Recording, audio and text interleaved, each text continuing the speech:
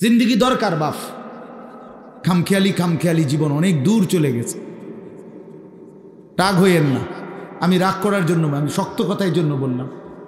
কোরআনুল কারীমের মধ্যে আছে মানুষ জাহান্নামী হওয়ার 1 নাম্বার কারণ কি? গাফলত। কি বলেন? 1 নাম্বার খামখেয়ালি, অবহেলা। কোরআন শরীফে আছে আল্লাহ তাআলা বলছে যত লোককে আমি আল্লাহ জাহান্নামে ফেলবো, মানে যত লোক জাহান্নামী হবে সমস্ত লোকের পরিচয় একত্রে, উলাইকা হুমুল গাফিলুন। সরাসরি কোরআন শরীফ আল্লাহ বলেন এরা কেন জাহান্নামী হলো? কারণ এরা সকলেই ছিল গাফেল। কি ছিল বাপ? গাফেল। কোরআন শরীফে আছে আল্লাহ তাআলা আমাদের নবী সাল্লাল্লাহু আলাইহি সাল্লামকে বলছেন, নবীজিকে বলছেন, আচ্ছা নবীজি আল্লাহ তাআলার স্মরণ থেকে গাফেল ছিলেন কতক্ষণ? সপ্তাহে কোন দিন? 24 ঘন্টার মধ্যে কখন? কখনোই না। আম্মা জান আয়েশা রাদিয়াল্লাহু তাআলা আনহা বলেন নবীজির স্ত্রী, কানা রাসূলুল্লাহ সাল্লাল্লাহু আলাইহি ওয়াসাল্লাম ইয়াযকুরুল্লাহ ফি কুল্লি আহইয়ানিহি। তিনি বলেন আল্লাহর নবী সাল্লাল্লাহু আলাইহি সাল্লাম সর্বদাই আল্লাহ তাআলার স্মরণ করতেন। ফি কুল্লি আহইয়ান, সর্বদাই আল্লাহ তাআলার জিকির করতেন, স্মরণ করতেন। তাহলে যিনি সারাক্ষণ আল্লাহকে স্মরণ করতেন সেই তাকে, নবীকে আল্লাহ কোরআনে বলছেন ওয়ালা তাকুম মিনাল গাফিলিন। নবীজিকে বলছে, বন্ধু আপনাকে বলছি গাফেলদের অন্তর্ভুক্ত হইয়েন না। আপনি কে, আমি কে বলেন? নবীজিকে যদি আল্লাহ কথা বলে যে বন্ধু আপনি গাফেলদের অন্তর্ভুক্ত হইয়েন না, আমাদের জন্য কি পরিমাণ তাকিদ, আমাদের জন্য কি পরিমাণ গুরুত্ব দেওয়া উচিত, গুরুত্ব দেওয়া উচিত। আমাদের একজন বড় বুজুর্গ ছিলেন, বাংলাদেশে একসময় আসতেন পাকিস্তান থেকে। অনেক বড় এক বুজুর্গ আলেম, ওয়াইস, আওলাদে রসুল সৈয়দ আব্দুল মজিদ নদীম সাহেব রহমতুল্লাহ আলেম। ছোটবেলায় আমরা কুমিল্লা কান্দিরপাড় টাউন হল মাঠে অথবা ঈদগাহ মাঠে উনি বয়ান করতেন। আন্তর্জাতিক ইসলামী মহাসম্মেলন হইতো আগে সারা বাংলাদেশে, বিভিন্ন জেলায়। উনি 1 মাস 1.5 মাস সফর করতেন বাংলাদেশে। আমরা যখন ছাত্র ছিলাম তখন ওনার বয়ান শুনতাম, এত সুন্দর বয়ান করতেন। আল্লাহর কোরআন যখন পড়তেন মনে হইতো যেন আসমান থেকে নাজিল হইতেছে। আমার প্রিয় ভাই, আমাদের স্নেহের হাফেজ তানভীর তেলাওয়াত করলেন, আপনাদের কাছে ভালো লাগছে না? আমি নিজেও তার তেলাওয়াতের ভক্ত।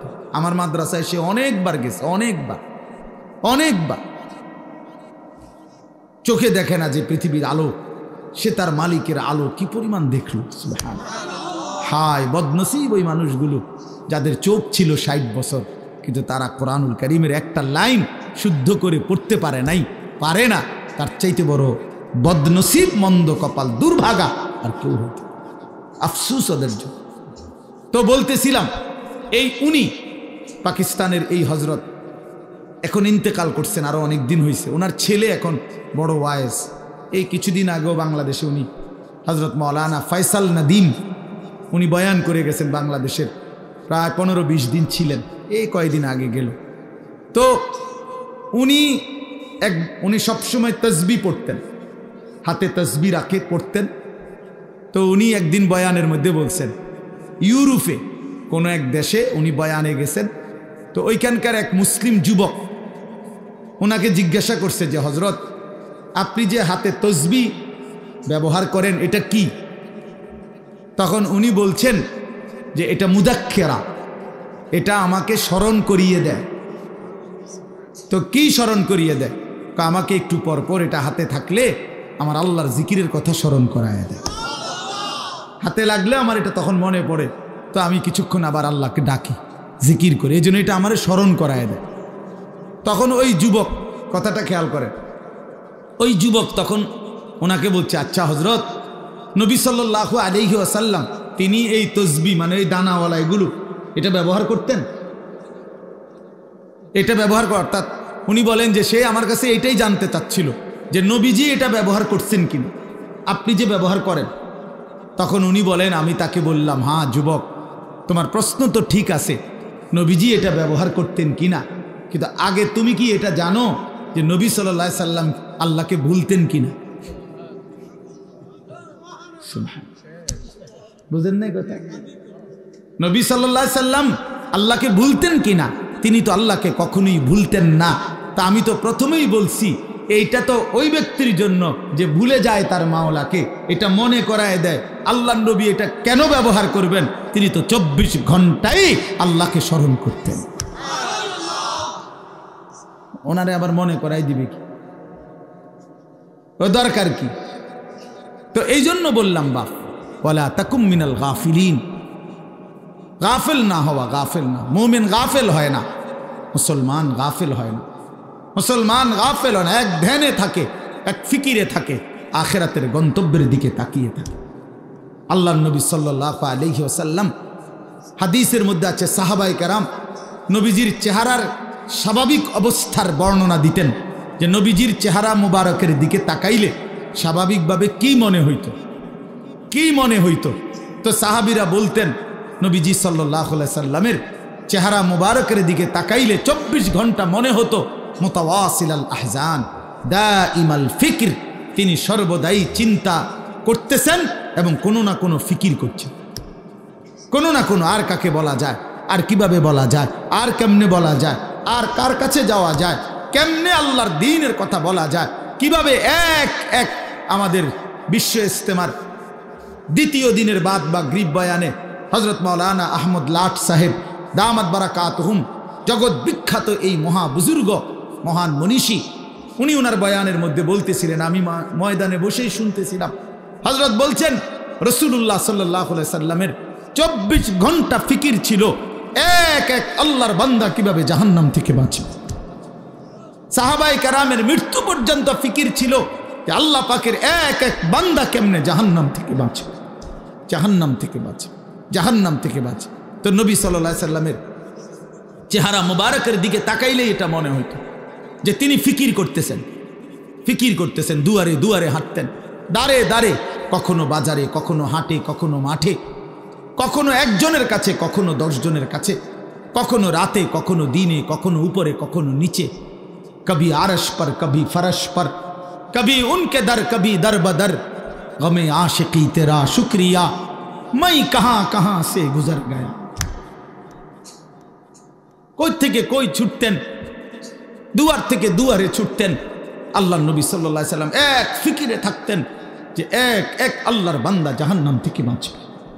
হাদিসের মধ্যে আছে আল্লাহর নবী সাল্লাল্লাহু আলাইহি সাল্লাম বলতেন, উম্মত আমার, আমি তোমাদের জন্য আমার পেরেশানিটা কেমন, ওয়া আনা আখিযুন বিহুজাজিকুম। নবীজি উদাহরণ দিয়ে বুঝাইছেন, কোন মানুষকে যদি কেউ হাত দিয়ে ধরে তাহলে সে মনে করেন ছুটে গেল, কাঁধে হাত দিয়ে ফিরাইতে চাইছে, সে কাঁধের থেকে হাত নামায় দিল। কিন্তু কেউ যদি কাউকে সর্বোচ্চ মহব্বত করে তারে ফিরাইবার জন্য, বাঁচাইবার জন্য কোমরে জড়াইয়া ধরে, কোমর মানে কোমরের মধ্যে যদি আমজা দিয়া শক্ত করে ধরে, এই লোকটা ছুটবে কেমনে? কথা বোঝেন নাই? এই লোকটা ছুটবে কেমনে?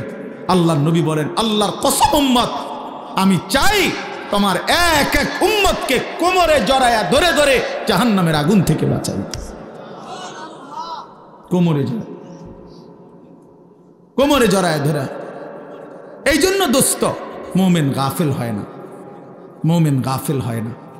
যার সামনে আখিরাত সে গাফিল হবে কেন? যার সামনে কবর সে গাফিল হবে কেন? যার সামনে হাসরের ময়দান সে গাফিল হবে কেমন?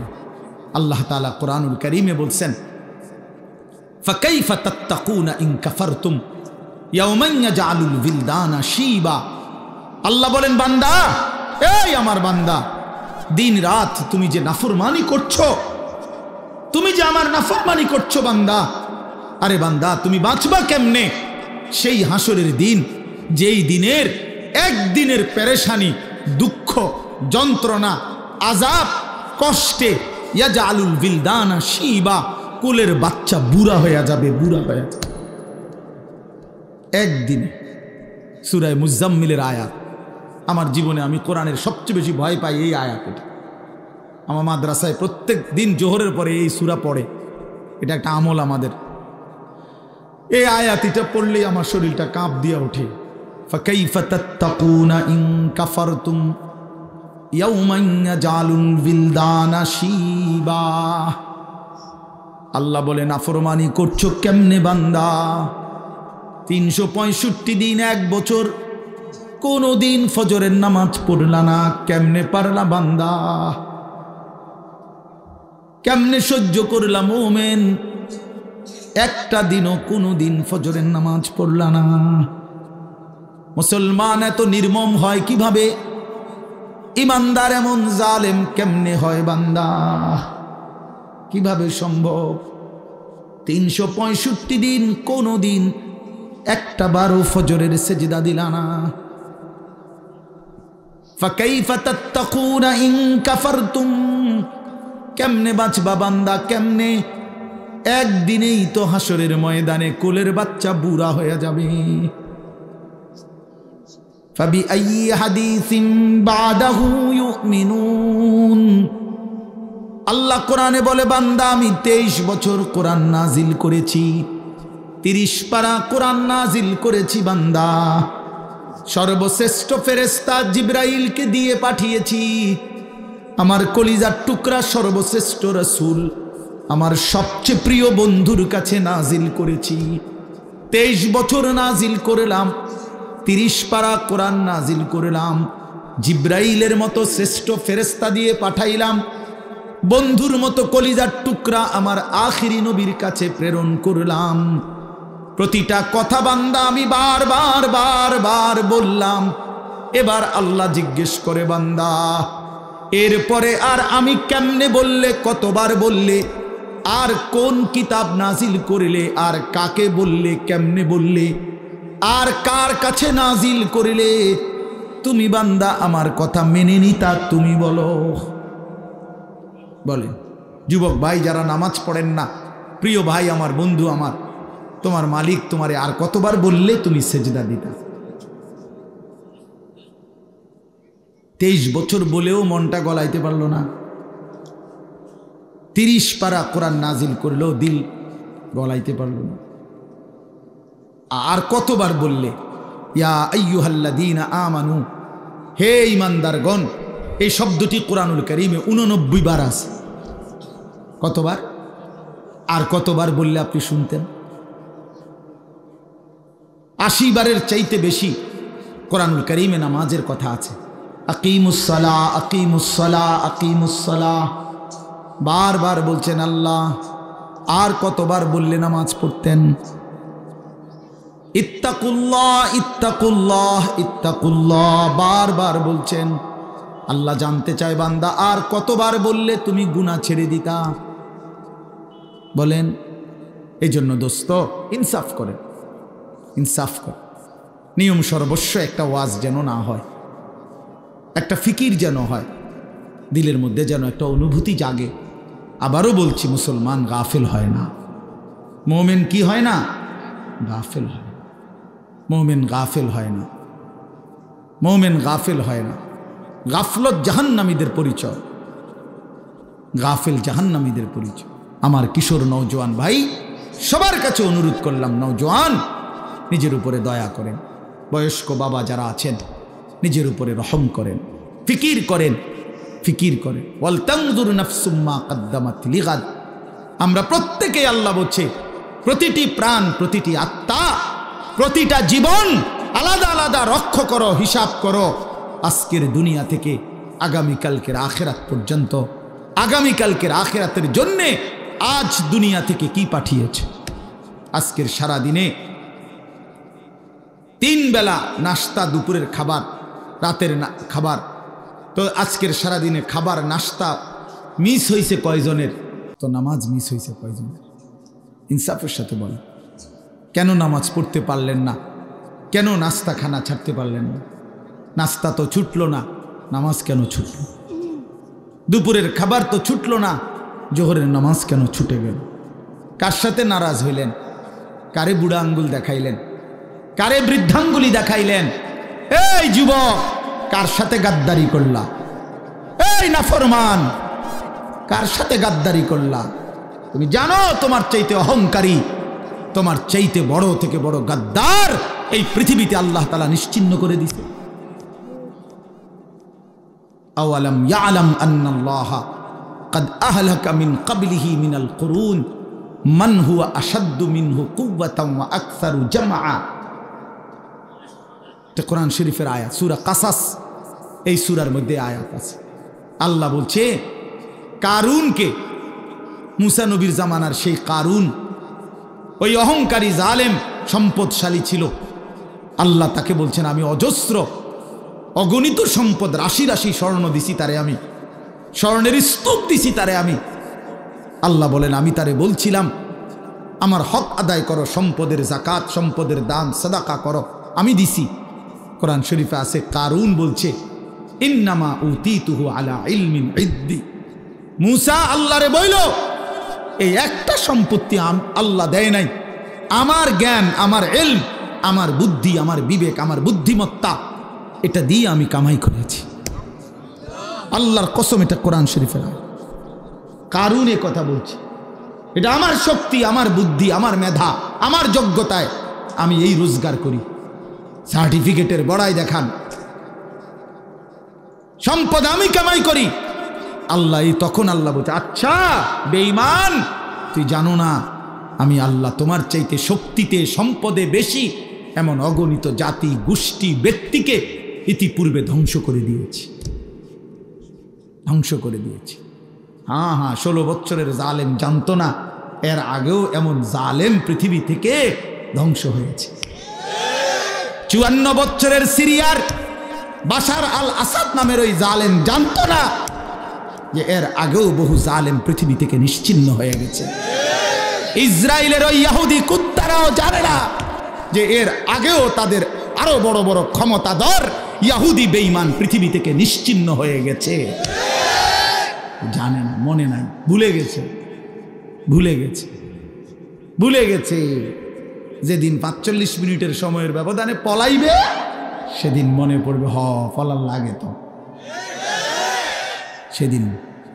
সেদিনই মনে পড়বে, সেদিনই মনে পড়বে। এজন্য এই পৃথিবীতে আল্লাহ বলছেন বান্দা তুমি জানো না আমি কোন অহংকারীকে পৃথিবীতে টিকতে দেই নাই, কোন জালেম টিকে নাই, কোন নাফরমান টিকে নাই, এই পৃথিবীতে টিকে নাই। এরপরেই কোরআন শরীফে আছে ওয়া খাসাফনা বিহি ওয়া বিদারিহিল আরদা, আমি আল্লাহ কারুনকে, তাকে সহ, তার ঘর বাড়ি সম্পদ সহ একটা টান দিছি জমিনের নিচে, জিন্দা দাফন করে দিছি। খালাস, কুল্লু খালাস, শেষ করে দিছি। ফাজআলনা আলিয়াহা সাফিলাহা ওয়া আমতারনা আলাইহিম হিজারাতাম মিন সিজিল। আল্লাহ বলে লূত আলাইহিস সালামের জাতি জিনা ব্যভিচার, পুরুষে পুরুষে অপকর্ম করেছে, অসভ্যতার নোংরামির সীমা ছাড়ায় গেছে। আল্লাহ বলেন আমি জমিন উল্টায়া দিয়া এক রাতে ভোরবেলা ফজরের ওয়াক্তে সাতবক জমিনের মাটি উল্টায়া ধ্বংস করে দিছি, ধ্বংস করে দিছি। এজন্য পৃথিবীতে কোনো জুলুম টিকে না, একক ব্যক্তিগত জুলুম এটাও টিকে না, সংঘবদ্ধ জুলুম, সমষ্টিগত জুলুম এটাও টিকে না, রাষ্ট্রীয় জুলুমও টিকে না, পারিবারিক ঘরের জুলুমও টিকে না। মনে রাখতে, কোনো জালেমে টিকে না, শেষ পর্যন্ত বেইজ্জতি হয়ই হয়। এটা অনিবার্য পরিণতি, প্রতিটা জুলুমের অনিবার্য পরিণতি। এটা আমার জন্য সত্য, আপনার জন্য সত্য। এজন্য দোস্ত আমার এই প্রথম বক্তব্য এতগুলো কথা বললাম, গাফেল না হওয়া। ইমানদার গাফেল হয় না, বারবার এই শব্দ কিন্তু বলছি, মনে রাখি। কি হয় না? মোমেন বলেন, বাবা বলেন, মোমেন গাফেল হয়। কেন ভুলে গেলেন আল্লাহকে? একটা অটো চালাইতে চালাইতে নামাজের সময় নাই কেন? একটা সিএনজি চালাইতে চালাইতে নামাজের টাইম নাই। কয় টাকা বেতনের চাকরি করেন জানি না আমরা? যারা চাকরি করেন কয় টাকা বেতন? 30,000, 60,000, 90,000 টাকা, 1 লাখ টাকা মাসে ইনকাম। এক মাসে নামিয়া 30 দিনে 1 লাখ টাকা কি খুব বেশি কোনো টাকা নাকি? 30 দিনে 30,000 টাকা কি খুব বেশি টাকা নাকি? মাত্র 30,000 টাকার জন্য আল্লাহকে ছেড়ে দিলেন। একটা ওয়াক্ত নামাজ পড়লেন না, এই একটা বাড়ি করে, একটা বিল্ডিং করে, 2টা প্রাইভেট কার চালাইয়া, আস্তাগফিরুল্লাহ, এত অল্প দামে আল্লাহকে প্রত্যাখ্যান করলেন। কি দুনিয়া ভোগ করলাম আমরা বলেন? অতিরিক্ত কি দুনিয়া ভোগ করে আল্লাহকে ভুলে গেলাম। ইয়া আইয়ুহাল ইনসান মা গাররাকা বিরাব্বিকাল কারীম। আল্লাহ বলেন, হে মানুষ, আমার মতো দয়ালু মেহেরবান মালিককে ছেড়ে দেওয়ার জন্য কে তোমাকে ধোঁকা দিল? কাকে পেয়ে বন্ধু আমার মতো পরম বন্ধু বাদ দিয়ে দিলাম? মা গাররাকা বিরাব্বিকাল কারীম। এমন মেহেরবান মাওলা কেমনে ছেড়ে দিলা বান্দা? কোনো মা যদি বলে 6 মাস যদি কোনো সন্তান কোনো মায়ের খবর না নেয়, একটা ফোন করে না, কোনোদিন জিজ্ঞাসাও করে না, 6 মাসের ব্যবধানে কোনো মা যদি বলে সন্তানকে, বাপ আমি তোর সেই মা যে তোরে 9 মাস গর্ভে ধারণ করেছি, আমি তোর সেই মা যে তোরে 2 বছর বুকের দুধ খাওয়াইছি। সন্তান আমার 6 মাস এমন গর্ভধারিণী মাকে কেমনে ভুলে গেলি? সেই সন্তান পাথর দিল হলেও তো দিল নরম হয়ে যাবে। তো মহান আল্লাহ পাক বলে, রব্বুল আলামিন বলে, বান্দা গত 1টা বছর আমি আল্লাহই তো তোরে খাদ্য দিলাম, খাবার দিলাম, পানীয় দিলাম, আসমান জমিন গোটা কায়নাত দিয়ে তোকে আমি আল্লাহ লালন পালন করলাম। বিনিময়ে 1টা বছর কোনো দিন আমি বুঝি ফজরের একটা সেজদাও পেলাম না। কেমনে পারলি বান্দা? আমার মতো মালিককে ভুলে যেতে পারলা কেমনে? কি জবাব হবে? আল্লাহর নবী সাল্লাল্লাহু আলাইহি ওয়াসাল্লাম বলবে হাসরের দিন, উম্মত 23 বছর আমি দিন রাত তোদের জন্য কেঁদেছিলাম, আমার এত চোখের পানি কেমনে প্রত্যাখ্যান করলি উম্মত?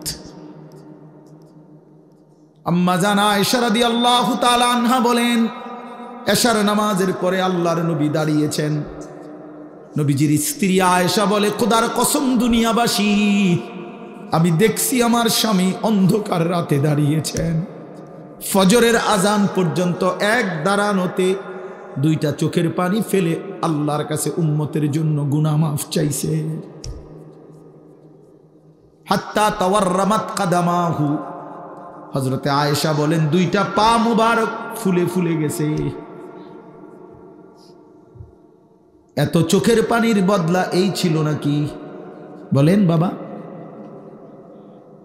এজন্য বাপ নবী সাল্লাল্লাহু আলাইহি ওয়াসাল্লাম 23 বছর কেঁদেছেন। তায়েফের কি পরিমাণ রক্ত ঝরিয়েছেন উর্দু কিতাবে আছে।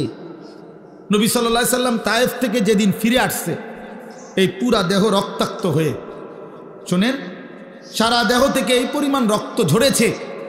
নবীজির পালক পুত্র যায়েদ ইবনে হারেসা রাদিয়াল্লাহু তাআলা আনহু, তিনি সাথে ছিলেন ওই সফরে, তায়েফের সফরে। উনি বলেন, আল্লাহর নবী সাল্লাল্লাহু আলাইহি ওয়াসাল্লামের দেহ মুবারকের রক্ত পায়ের জুতার সাথে পায়ের তালু এইভাবে জমাট বাইধা গেছে রক্তে, আমি খুলতে পারতেছিলাম না। হযরতে যায়েদ বলেন, আমি নবীজির পবিত্র রক্ত দেহের আমি আমার গায়ে মাখতেছিলাম, এত রক্ত ঝরাইছে বাপ। উর্দু কিতাবের মধ্যে আছে, আল্লাহর নবী সাল্লাল্লাহু আলাইহি ওয়াসাল্লাম এই রক্ত মাখা দেহ নিয়ে তায়েফের সীমানার থেকে একটু সামনে মক্কা না নাখলা একটা জায়গায় একটা আঙ্গুর খেজুরের বাগানে ঢুকছে এই রক্ত মাখা শরীর নিয়ে। ঘটনাচক্রে নবীজির একজন সবচেয়ে বড় দুশ্মন মক্কার উতবা, আপনারাও নাম শুনছেন, আবু জেহেল, আবু লাহাব, উতবা, সাইবা, নবীজির বিরোধিতাকারী মক্কার কুরাইশদের অন্যতম একজন ছিল উতবা। এই উতবার বাগান ছিল ওইটা, এই যেই বাগানে নবীজি ঢুকছে রক্ত মাখা দেহ নিয়ে। ঘটনাচক্রে ওই সময় এই উতবা কাফের মক্কার নবীজির দুশ্মন, সে বাগানে ছিল। সে তাকাইয়ে দেখছে আল্লাহ নবী সাল্লাল্লাহু আলাইহি সাল্লামের এই রক্ত মাখা দেহ তায়েফের ময়দান থেকে এসে তিনি ঢুকছেন। আল্লাহর কসম বাপ, এক কাফের যে মৃত্যু পর্যন্ত ঈমান আনে নাই, বদরের যুদ্ধের দিন এই উতবা নিহত হয়েছিল। এই তায়েফের এই রক্ত মাখা দেহ দেখে এই উতবা নামের এই বেঈমান চিৎকার করে বলছিল, হায় তায়েফবাসী, এক মানুষকে কেমনে এতটা মারা মারলি? আমার ভাতিজারে তোরা কেমনে এত পাথর মারলি? আমরাও তো আমার ভাতিজার আজকে 11 বছর নবীজি 11 বছর পরে 40 বছরে ইসলাম প্রচারের 11তম বছরের মাথায় তায়েফ গেছিলেন। আমরা তো গত 11টি বছর কোনোদিন এত বিরোধিতা সত্ত্বেও ভাতিজারে এইভাবে পাথর মারি না। এক কাফেরের কলজার মধ্যে আঘাত লাগছে, চোখের পানি আসছে, আর উম্মত কত শতবার এই কথা শুনছে কিন্তু মোটেই মনে করে না। এই দিল কত বড় পাষাণ দিল যে তার নবীর সাল্লাল্লাহু আলাইহি সাল্লামের কথা কখনোই মনে পড়ে না।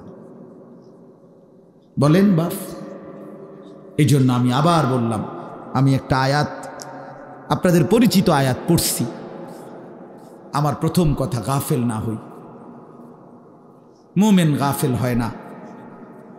অনেক কিশোর নওজোয়ান, অনেক যুবক ভাই, আপনাদের সবার কাছে অনুরোধ, বাপ জিন্দেগির কদর করেন, হায়াতের কদর করেন। আমরা মুসলমান, আমরা ইমানদার, আমরা মুমিন। আল্লাহ নবী সাল্লাল্লাহু আলাইহি সাল্লাম বলছেন, কুনু আবনা আল আখিরা ওয়ালা তাকুনু আবনা আদ দুনিয়া। শুনেন বাপ, নবীজি বলছেন, উম্মত আখিরাতের পরিচয়ে পরিচিত হও, দুনিয়ার পরিচয়ে পরিচিত হও না। দুনিয়ার পরিচয়ে পরিচিত হও না, আখিরাতের পরিচয়ে পরিচিত হও। ইরতাহালাতিদ দুনিয়া মুদবিরা ওয়ারতাহালাতিল আখিরাতু মুকবিলা। নবীজি বলেন, উম্মত প্রতিনিয়ত দুনিয়া তোমার পিছনে যাচ্ছে, প্রতিনিয়ত আখিরাত তোমার আগে সামনে আসছে। প্রতি ঘন্টা যায় তো দুনিয়া আমার পিছনে যায়, প্রতি ঘন্টা যায় তো আখিরাত 1 ঘন্টা আমার সামনে আগায়। ঠিক কি না বলেন? এই জন্য আল্লাহ নবী বলেন, আখিরাতের পরিচয় পরিচয় হও, দুনিয়ার পরিচয় না। লোকে যদি বলে সুদখোর, ঘুষখোর, জিনাখোর, মদখোর, গাঁজাখোর, পুট্টাখোর, বাবাখোর, ইয়াবাখোর, হারামখোর, লম্পট, চরিত্রহীন, চোর, ডাকাত, ছিনতাইকারী, দুর্নীতিবাজ, লম্পট, বেহায়া, বেপর্দা, এই বন্ধু, এগুলো তো দুনিয়ার পরিচয়ে পরিচিত হইলা।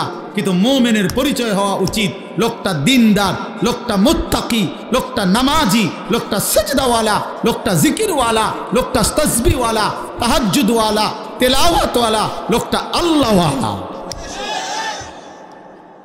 এমন পরিচয় লাগাও। আখিরাতের পরিচয়। কোন পরিচয়? আখিরাতের পরিচয়। শুধু ডাক্তার শেষ কথা না, শুধু ইঞ্জিনিয়ার শেষ কথা না, শুধু ব্যারিস্টার শেষ কথা না, শুধু অ্যাডভোকেট শেষ কথা না, বরং আল্লাহওয়ালা, দিনদার, মুত্তাকি, মুমিন, সেজদাওয়ালা, তাসবিহওয়ালা, তিলাওয়াতওয়ালা, বন্দিগিওয়ালা, এটা মুমিনের আখিরি পরিচয়, ইমানদারের আখিরি পরিচয়, আখিরি পরিচয়। আখিরাতের পরিচয় লাগান। কুনু আবনা আল আখিরাহ। নবী সাল্লাল্লাহু আলাইহি সাল্লাম বলেন, আখিরাতের সন্তান হও, আখিরাতে। ওয়ালা তাকুনু আবনা আদ দুনিয়া, দুনিয়ার সন্তান হইও না। অনেক নওজোয়ান, আমি জানি চারদিকে আপনারা পড়ালেখার করা মানুষ, সব নওজোয়ান ভাই পড়ালেখা করো, মাশাআল্লাহ, পড়ো ভাইয়া, কোনো মানা নাই। জেনারেলের একবারে ভালো ইউনিভার্সিটিতে পড়েন, কোনো সমস্যা নাই। একেবারে হিমালয় পর্বত সমান যেন আপনার ডিগ্রি হয়, যোগ্যতা হয়, আমি দোয়া করি, কোনো সমস্যা নেই। কিন্তু আল্লাহকে বললেন কেন? এই মুসলমানের বাচ্চা, কোরআন শরীফ পড়তে পারেন না কেন? হ্যাঁ, সেজদা দিতে জানেন না কেন? কি শিখলেন, কি বুঝলেন, কারে চিনলেন? বলেন, বাংলা বই রিজিক দেয় না, আসমানওয়ালা রব রিজিক দেয়। পদার্থ জীব বিজ্ঞান রিজিক দেয় না, আসমানওয়ালা মালিক রিজিক দেয়। হ্যাঁ, ডাক্তার ইঞ্জিনিয়ার রিজিক দেয় না, আসমানওয়ালা রব রিজিক দেয়। ওয়াফিস সামাই রিজকুকুম ওয়া মা তুআদুন। আল্লাহ বলে, বান্দা আসমানে রিজিক কোথায়? ওয়াফিস সামাই রিজকুকুম ওয়া মা তুআদুন। আল্লাহ বলে, তোমাদের রিজিক আসমানে, আসমানে, আসমানে, আসমানে। দুনিয়ায় যা কিছু ওয়াদা দেওয়া হয়েছে সব কিছুর ফয়সালা আসমানে। কোথায়? আমাদের দাওয়াত ও তাবলীগের এক বিশ্ববিখ্যাত মুরব্বী ছিলেন হযরত মাওলানা ওমর পালনপুরি রহমাতুল্লাহ আলাইহি। উনি বলতেন যে, ভাই মসজিদের পানির টাঙ্কি মনে করেন 500 লিটার একটা পানির টাঙ্কি, এটা দিয়া 5টা ট্যাপ লাগাইছে অজু করবার জন্য। এখন মুসল্লি বাইরে গেছে, এই জন্য কমিটি 5টা ট্যাপের লগে আরো 5টা ট্যাপ লাগাইছে, এখন ট্যাপ হয়েছে 10টা। এখন প্রশ্ন হইল, ওই 5টা ট্যাপ দিয়া পানি পড়লে পানি যখন শেষ হইতো তখন 500 লিটার টাঙ্কির কতটুকু পানি শেষ হইতো বলেন না? মানে 5টা ট্যাপ দিয়া যদি পানি পড়া শেষ হয় তো কয় লিটার পানি শেষ হয়েছে? আচ্ছা, এখন যখন ট্যাপ লাগাইছে আরো 5টা, এখন তো হয়েছে 10টা ট্যাপ। এখন 10 ট্যাপ দিয়া পানি পইরা শেষ হয়েছে, এখন পানি শেষ হয়েছে কয় লিটার? ধরো মিয়া, আরো না 5টা ট্যাপ বাড়লো। কথা বলেন না কেন? হ্যাঁ হ্যাঁ, বুঝছেন কি না বলেন না কেন? এখানে ট্যাপ বাড়লে কোনো লাভ নাই, পানির টাঙ্কি তো কয় লিটার? তাইলে বাড়াইতে হইলে কোনটা বাড়াইতে হইব? টাঙ্কি 1000 লিটার করতে হবে। উনি এই কথাটা বলতেন যে বান্দা বুঝা উচিত আমাদের, হে আল্লাহর বান্দা, তুমি তোমার হাজারো ধান্দা বাড়াইয়া লাভ নাই, আসমানওয়ালার ফয়সালা যেটা ওইটাই কার্যকর হবে, ওইটাই কার্যকর হবে। এন্ডিয়া ট্যাপ বাড়াইয়া লাভ নাই, ওইখানে আসমানওয়ালার কাছে বাড়ানো উচিত। ওয়াফিস সামাই রিজকুকুম, রিজিক তো আসমানে, ফয়সালা তো আসমানে, ফয়সালা তো আসমানে। ওমা মিন দাব্বাতিন ফিল আরদ ইল্লা আলাল্লাহি রিজকুহা, আল্লাহ তাআলা বলছেন রিজিকের ফয়সালা আমার হাতে। আল্লাহ তাআলা বলছেন রিজিকের, ওয়া ইম মিন শাইইন ইল্লা ইনদানা খাযাইনুহু, আল্লাহ বলেন সব কিছু বান্দা ঘাবড়াইও না, আমার কাছে ভান্ডারে ভান্ডারে আছে, অগণিত অগণিত। তবে একটা দারুণ কথা শুনেন, আল্লাহ এই জন্য বলছে তবে ওমা নুনাজ্জিলুহু ইল্লা বিকাদারিম মালুম, আমি কিন্তু দুনিয়াতে পাঠাই নাজিল করি পরিমাণ মতো। আমার কাছে আছে অগণিত, কিন্তু আমি দুনিয়াতে দেই পরিমাণ মতো। দুনিয়াতে দেই কি মতো? আপনি যদি টেনশন করেন আরে আমি থাকতে মরে গেলে আমার জিফুত সংসারের কি অবস্থা হবে, এখন আল্লাহ যদি কয় যাচ্ছা, যেমন আমি আনিসুর রহমান, আমার ছেলে মেয়ে 4 জন আর আমার বউ 1 জন, তো কয়জন হইল?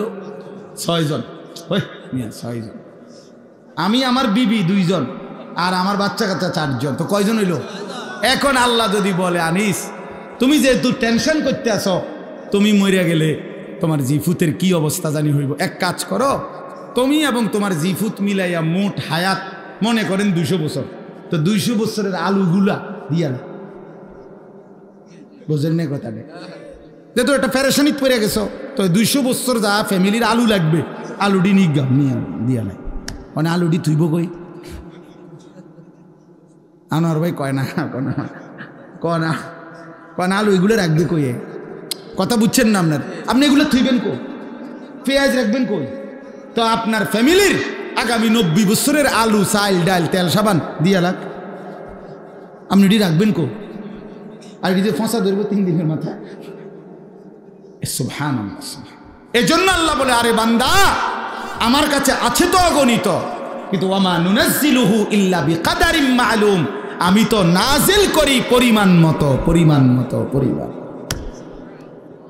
সুবহানাল্লাহ, আজিমুশ শান কথা মালিকের। এই এক কথা বুঝলেই তো যথেষ্ট। কেন আমি অস্থিরতা করব? আমার আগে যারা পৃথিবীতে গেছে তারাও তো রিজিক পাইছে, তো আমার পরে যারা পৃথিবীতে থাকবে তারাও তো রিজিক পাবে। কথা বলে তো আমনে মইরা গেলে আমনের জিফুত চলবে কেমনে? আমনের বাপ মরছে আর আমনে চলছেন যেমনে এমনে। আমার কথা কয় না, বুঝেন নাই কথা? আপনি যে বললেন আমনে মরে গেলে আমনের জিফুত চলবো কেমনে, তো আমনের বাপ মরছে আর আমনে চলছেন কেমনে? তো এমনি চলবো, এরাও এভাবে চলবে। এই জন্য দয়া করে নাফরমানির ওই রাস্তা পছন্দ না করা, হারামের ওই রাস্তার ইজ্জত নাই, গুনাহের মধ্যে তৃপ্তি নাই, অবৈধ উপার্জনের মধ্যে সম্মান নাই। কোন সুদখোরকে কেউ পছন্দ করে না, ইজ্জত করে না, কোন ঘুষখোরকে কেউ সম্মান দেয় না, কোন লম্পট চরিত্রহীন জুয়ারি মদখোরকে কেউ ইজ্জত দেয় না, কেউ ইজ্জত দেয় না। বেটা আমি চ্যালেঞ্জ করলাম, কোন সুদখোরকে কেউ নেককার বলে না, কোন চরিত্রহীন লম্পটকে কেউ উত্তম বলে না। লোকটা তো দুর্নীতিবাজ, লোকটা তো হারামখোর, লোকটা তো চরিত্রহীন। মানুষে দেখলে কইব উনি বাইজিদ বুঝতাম, ও বাবা মানুষে বেলকুব, মানুষে চিড়া খায় আর আমনে ভাত খান। মানুষে বুঝে না, সিটার বাট্টার মানুষ চিনে না। হ্যাঁ, আমনে হুদা ভাত খান আর আমরা চিড়া খাই বইয়া বইয়া। অতএব নাফরমান নাফরমান হিসাবেই পরিচিত হয়, ইমানদার ইমানদার হিসাবেই পরিচিত হয়। হ্যাঁ হ্যাঁ, এজন্য দোস্ত আরবি একটা প্রবাদ আছে, আমরা ছাত্র জীবনে পড়ছি, ওয়াফিকা উয়ুবুন ওয়ালিন্নাসি আয়ুনুন। আরবিতে বলে তোমারও দোষ আছে, মানুষেরও চোখ আছে। বুঝেন নাই? তোমারও কি আছে, মানুষেরও কি আছে। ওয়াফিকা উয়ুবুন, তোমারও আয়েব আছে ভরা, ওয়ালিন্নাসি আয়ুনুন, মানুষেরও চোখ আছে। আড়াল করবা কেমন, লুকাইবেন কেমনে, লুকাইবেন কেমনে? এজন্য আল্লাহ নবী সাল্লাল্লাহু আলাইহি সাল্লাম বলছেন, রাত গভীরের একাকিত্বের গুনাহ, যদিও সে ভেবেছিল জগতের কেউ দেখে নাই, খোদার কসম আল্লাহ নবী সাল্লাল্লাহু আলাইহি সাল্লাম বলেন, একাকিত্বের সেই গুনাহটাও দিনের আলোর প্রকাশ্যে আল্লাহ তাআলা তার চেহারার মধ্যে ভাসিয়ে দেন। এজন্য মানুষ দেখলেই বুঝে, দেখলেই বুঝে, আরে তারে দেখতে দি ফুটটা ঘরের মতো লাগে, কিরে দেখতে তো বাবা ঘরের মতো লাগে, হ্যাঁ সিটারের মতো লাগে দেখতে তো বেটা। হ্যাঁ, এজন্য মানুষ ঠিকই বোঝে, মানুষ ঠিকই বোঝে। আল্লাহ নবী সাল্লাল্লাহু আলাইহি সাল্লাম বলছেন আবার, ইজা কাসুরা সালাতুহু ফিল লাইল হাসুনা ওয়াজহুহু ফিন নাহার। রাতের অন্ধকারে যার নামাজের সেজদা বাড়ে, আল্লাহ নবী সাল্লাল্লাহু আলাইহি সাল্লাম বলেন দিনের আলোতে তার চেহারার সৌন্দর্য উজ্জ্বলতাও বাড়ে। অতএব একাকিত্বের গুণও দিনের আলোয় মানুষ টের পায়, একাকিত্বের সেজদাও দিনের আলোয় মানুষ টের পায়। মানুষ ঠিকই বুঝে। এই জন্য আমরা প্রিয় ভাই, আমরা মুসলমান, আমরা মুমিন, আমরা গাফিল হলে চলবে না। আমাদের জিন্দিগি আখেরাত, আমাদের জিন্দিগি আখেরাত। বলেন আমাদের জিন্দিগি কি? আমাদের প্রস্তুতি আখেরাত, আমাদের রাত আখেরাতের জন্য, আমাদের দিন আখেরাতের জন্য, আমাদের হাসি আখেরাতের জন্য, আমাদের কান্না আখেরাতের জন্য, আমাদের 24 ঘন্টার জিন্দিগি আখেরাতের জন্য, আখেরাতের জন্য। অনেক শিক্ষিত মানুষ আছেন, আপনারা অনেক সময় আমগরে বলেন বিদ্রুপ করে যে হুজুররা মোল্লা মৌলবীরা আর কিছু জানে না, কেবল আসমানের উপরের কথা আর মাটির তলের কথা বলে। আমিও বলি ভাই, এর দূরে যদি আল্লাহ আমার জন্য কবুল করে যথেষ্ট। আপনি আরও কইয়েন, কোনো অসুবিধা নেই। আমরা এর দূরে জানি, আপনি মনে করেন আমি আপনি যে দূর বুঝছেন ওই এর দূরে, আমি এর দূরে বুঝি। আমি আসমানের উপরের কথা আর মাটির তলের কথাই জানি, মাঝখানের কথা জানি না, জানি না। বাকি আমি ভাত তরকারি খাই, দুপুরে ভাত খাইছি, বুঝলেন না? খানা অসুবিধা হয়েছেন, আপনি যে বেশি বুঝা বেশি ভাত খাইয়ে লাইছেন এমন। আপনি কোনো বালতি দিয়ে ভাত খান না, প্লেট দিয়ে। আমরাও প্লেট দিয়ে ভাত খাই। আপনি আহামরি কি দুনিয়া ভোগ করছেন, কি দুনিয়া ভোগ করছেন? কোন নাফরমান দুনিয়া বেশি কি ভোগ করছে যেটা ইমানদার ভোগ করে না? কথা বলেন না কেন? হ্যাঁ, কোন নাফরমান কোনান দিয়ে আগায় গেছে, আমরা পিছায় গেছি। এখন বাজে 11টা 28। আজকে যারা আমরা 5 ওয়াক্ত নামাজ পড়ছি, আমগো এখন 11টা 28 বাজে। আজকে যারা সেজদা দেয় নাই, ওই নাফরমানদের এখন কয়টা বাজে? তো হেইতে কয়টা কোনায় আগাইল? সে কি আগায় গেছে বেটা? বলেন, পরিচয় দেন, ইনসাফ করে বলেন। আজ ইমানদারের যদি এখন বুধবার হয় সেজদাওয়ালার, তো নাফরমানের কি এখন শনিবার? তো তাইলে তুমি কি আগাইলা? আল্লাহকে নারাজ করে কি আগাইলেন? আল্লাহকে নারাজ করে কি আগাইলেন? আখেরাত ভুলে কি আগাইলেন? কি খাইলেন এক মুসলমান বাবা? বলেন, খুব বেশি দুনিয়া উপার্জন করে কি খাইলেন? বাজারে আছে কি তা? প্রত্যেকটা দিন বাজারের মধ্যে গেলে নির্ধারিত কয়েকটা তরকারি ছাড়া আর কিচ্ছু নাই, আর কিচ্ছু নাই। ফুলকপি, ফাতা কপি, হ্যাঁ ফুলকপি আর ফাতা কপি, ফাতা সিম, সিম সইমের দানা, ফাঙ্গাস, তেলাপিয়া, ফার্মের মুরকা, কক মুরকা, শাক, শাক খায়, ভেজিটেবল খায়। আর ইংরেজি মারেন কীর্তেন শাকে না, ইংরেজি করলে কি আর একটা আলগা কিছু হয়ে যায় না? সারে ভেজিটেবল খায়, সারে ভেজিটেবল খান, সারে শাক খায়, মূলার শাক, পুঁই শাক, পালং শাক, কলমির শাক। তাহলে আহামরি দুনিয়া কি ভোগ করি আমরা? এটুকুর জন্য আখেরাত ছেড়ে দিলাম? ইনসাফ এটা বাপ, আল্লাহ আমাদেরকে বুঝ দান করে, আল্লাহ আমাদেরকে বিবেক দান করে।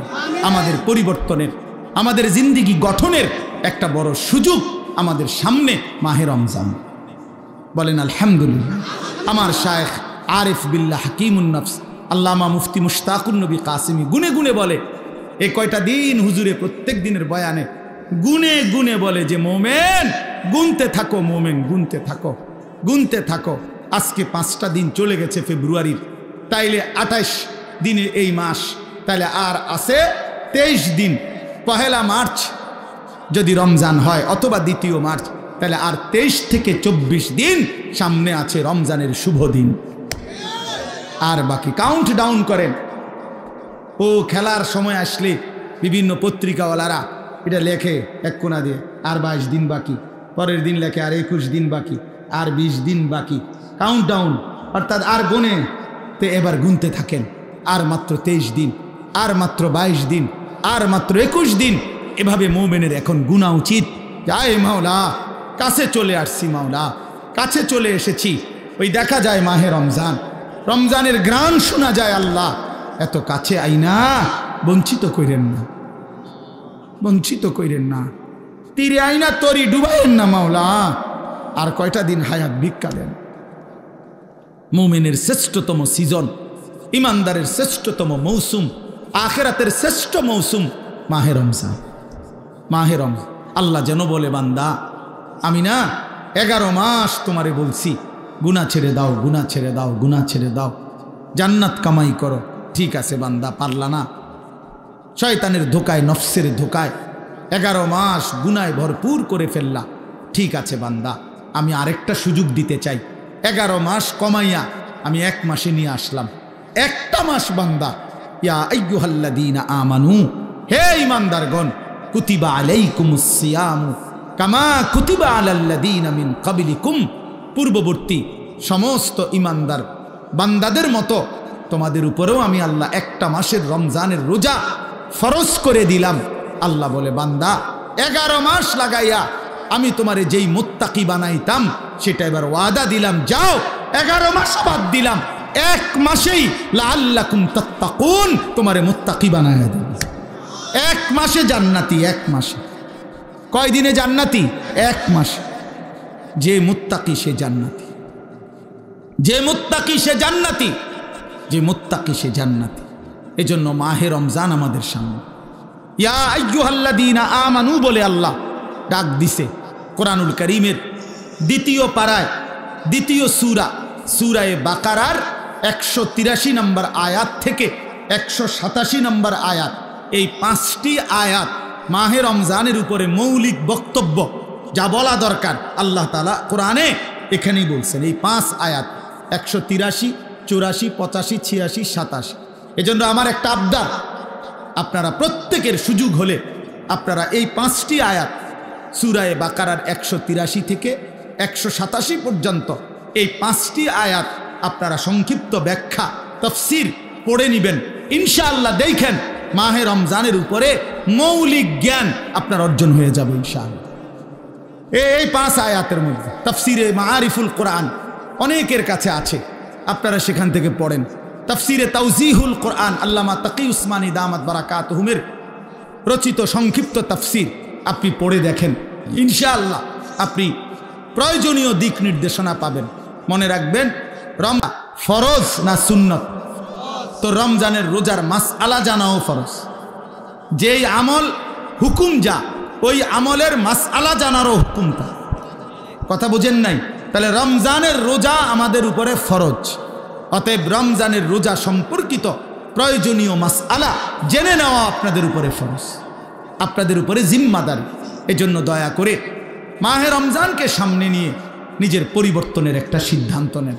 আল্লাহ এখানে বলছেন, হে ঈমানদার, ইয়া আইয়ুহাল্লাযীনা আমানু, মুমিন আমি তোমারে ডাক দিলাম, তুমি আমার রোজাটা পালন করো, আমার রমজানটা কদর করো, 1 মাস গুনাহ থেকে বাঁচো, 1 মাস আমার বন্দিগিতে লেগে থাকো। আল্লাহ তাআলা ওয়াদা দিছে, লাআল্লাকুম তাত্তাকুন, 1 মাসেই আমি তোমারে মুত্তাকি বানিয়ে দেব। কয় মাসে? আবার বলেন কয় মাসে? আমি একটা উদাহরণ বলি, অর্থাৎ আমি এটা বুঝছি এতটুকু যে আল্লাহ তাআলা বলতেছে হে ঈমানদারগণ আমি তোমার ঈমান নিলাম। তার মানে রমজানের চাঁদ উঠলে আল্লাহ ডেকে বলে, হে ঈমানদারগণ তোমার ঈমানের পাসপোর্টটা আমি নিলাম। এবার তোমারে আমি ওয়াদা দিলাম, তুমি 30টা দিন অথবা আমি চাইলে 29 দিন, 31 লাগবে না, এই 30 দিনের মধ্যে তুমি আমার গুনাহ ছেড়ে দিবা, আমার আদেশ পালন করবা।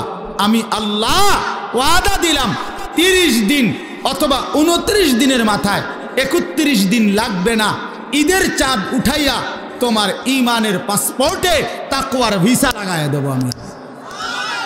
1 মাসে ভিসা পাসপোর্ট ক্লিয়ার। ঈদের দিন ফ্লাইট কোন দিন? জান্নাতের ফ্লাইট ঈদের দিন।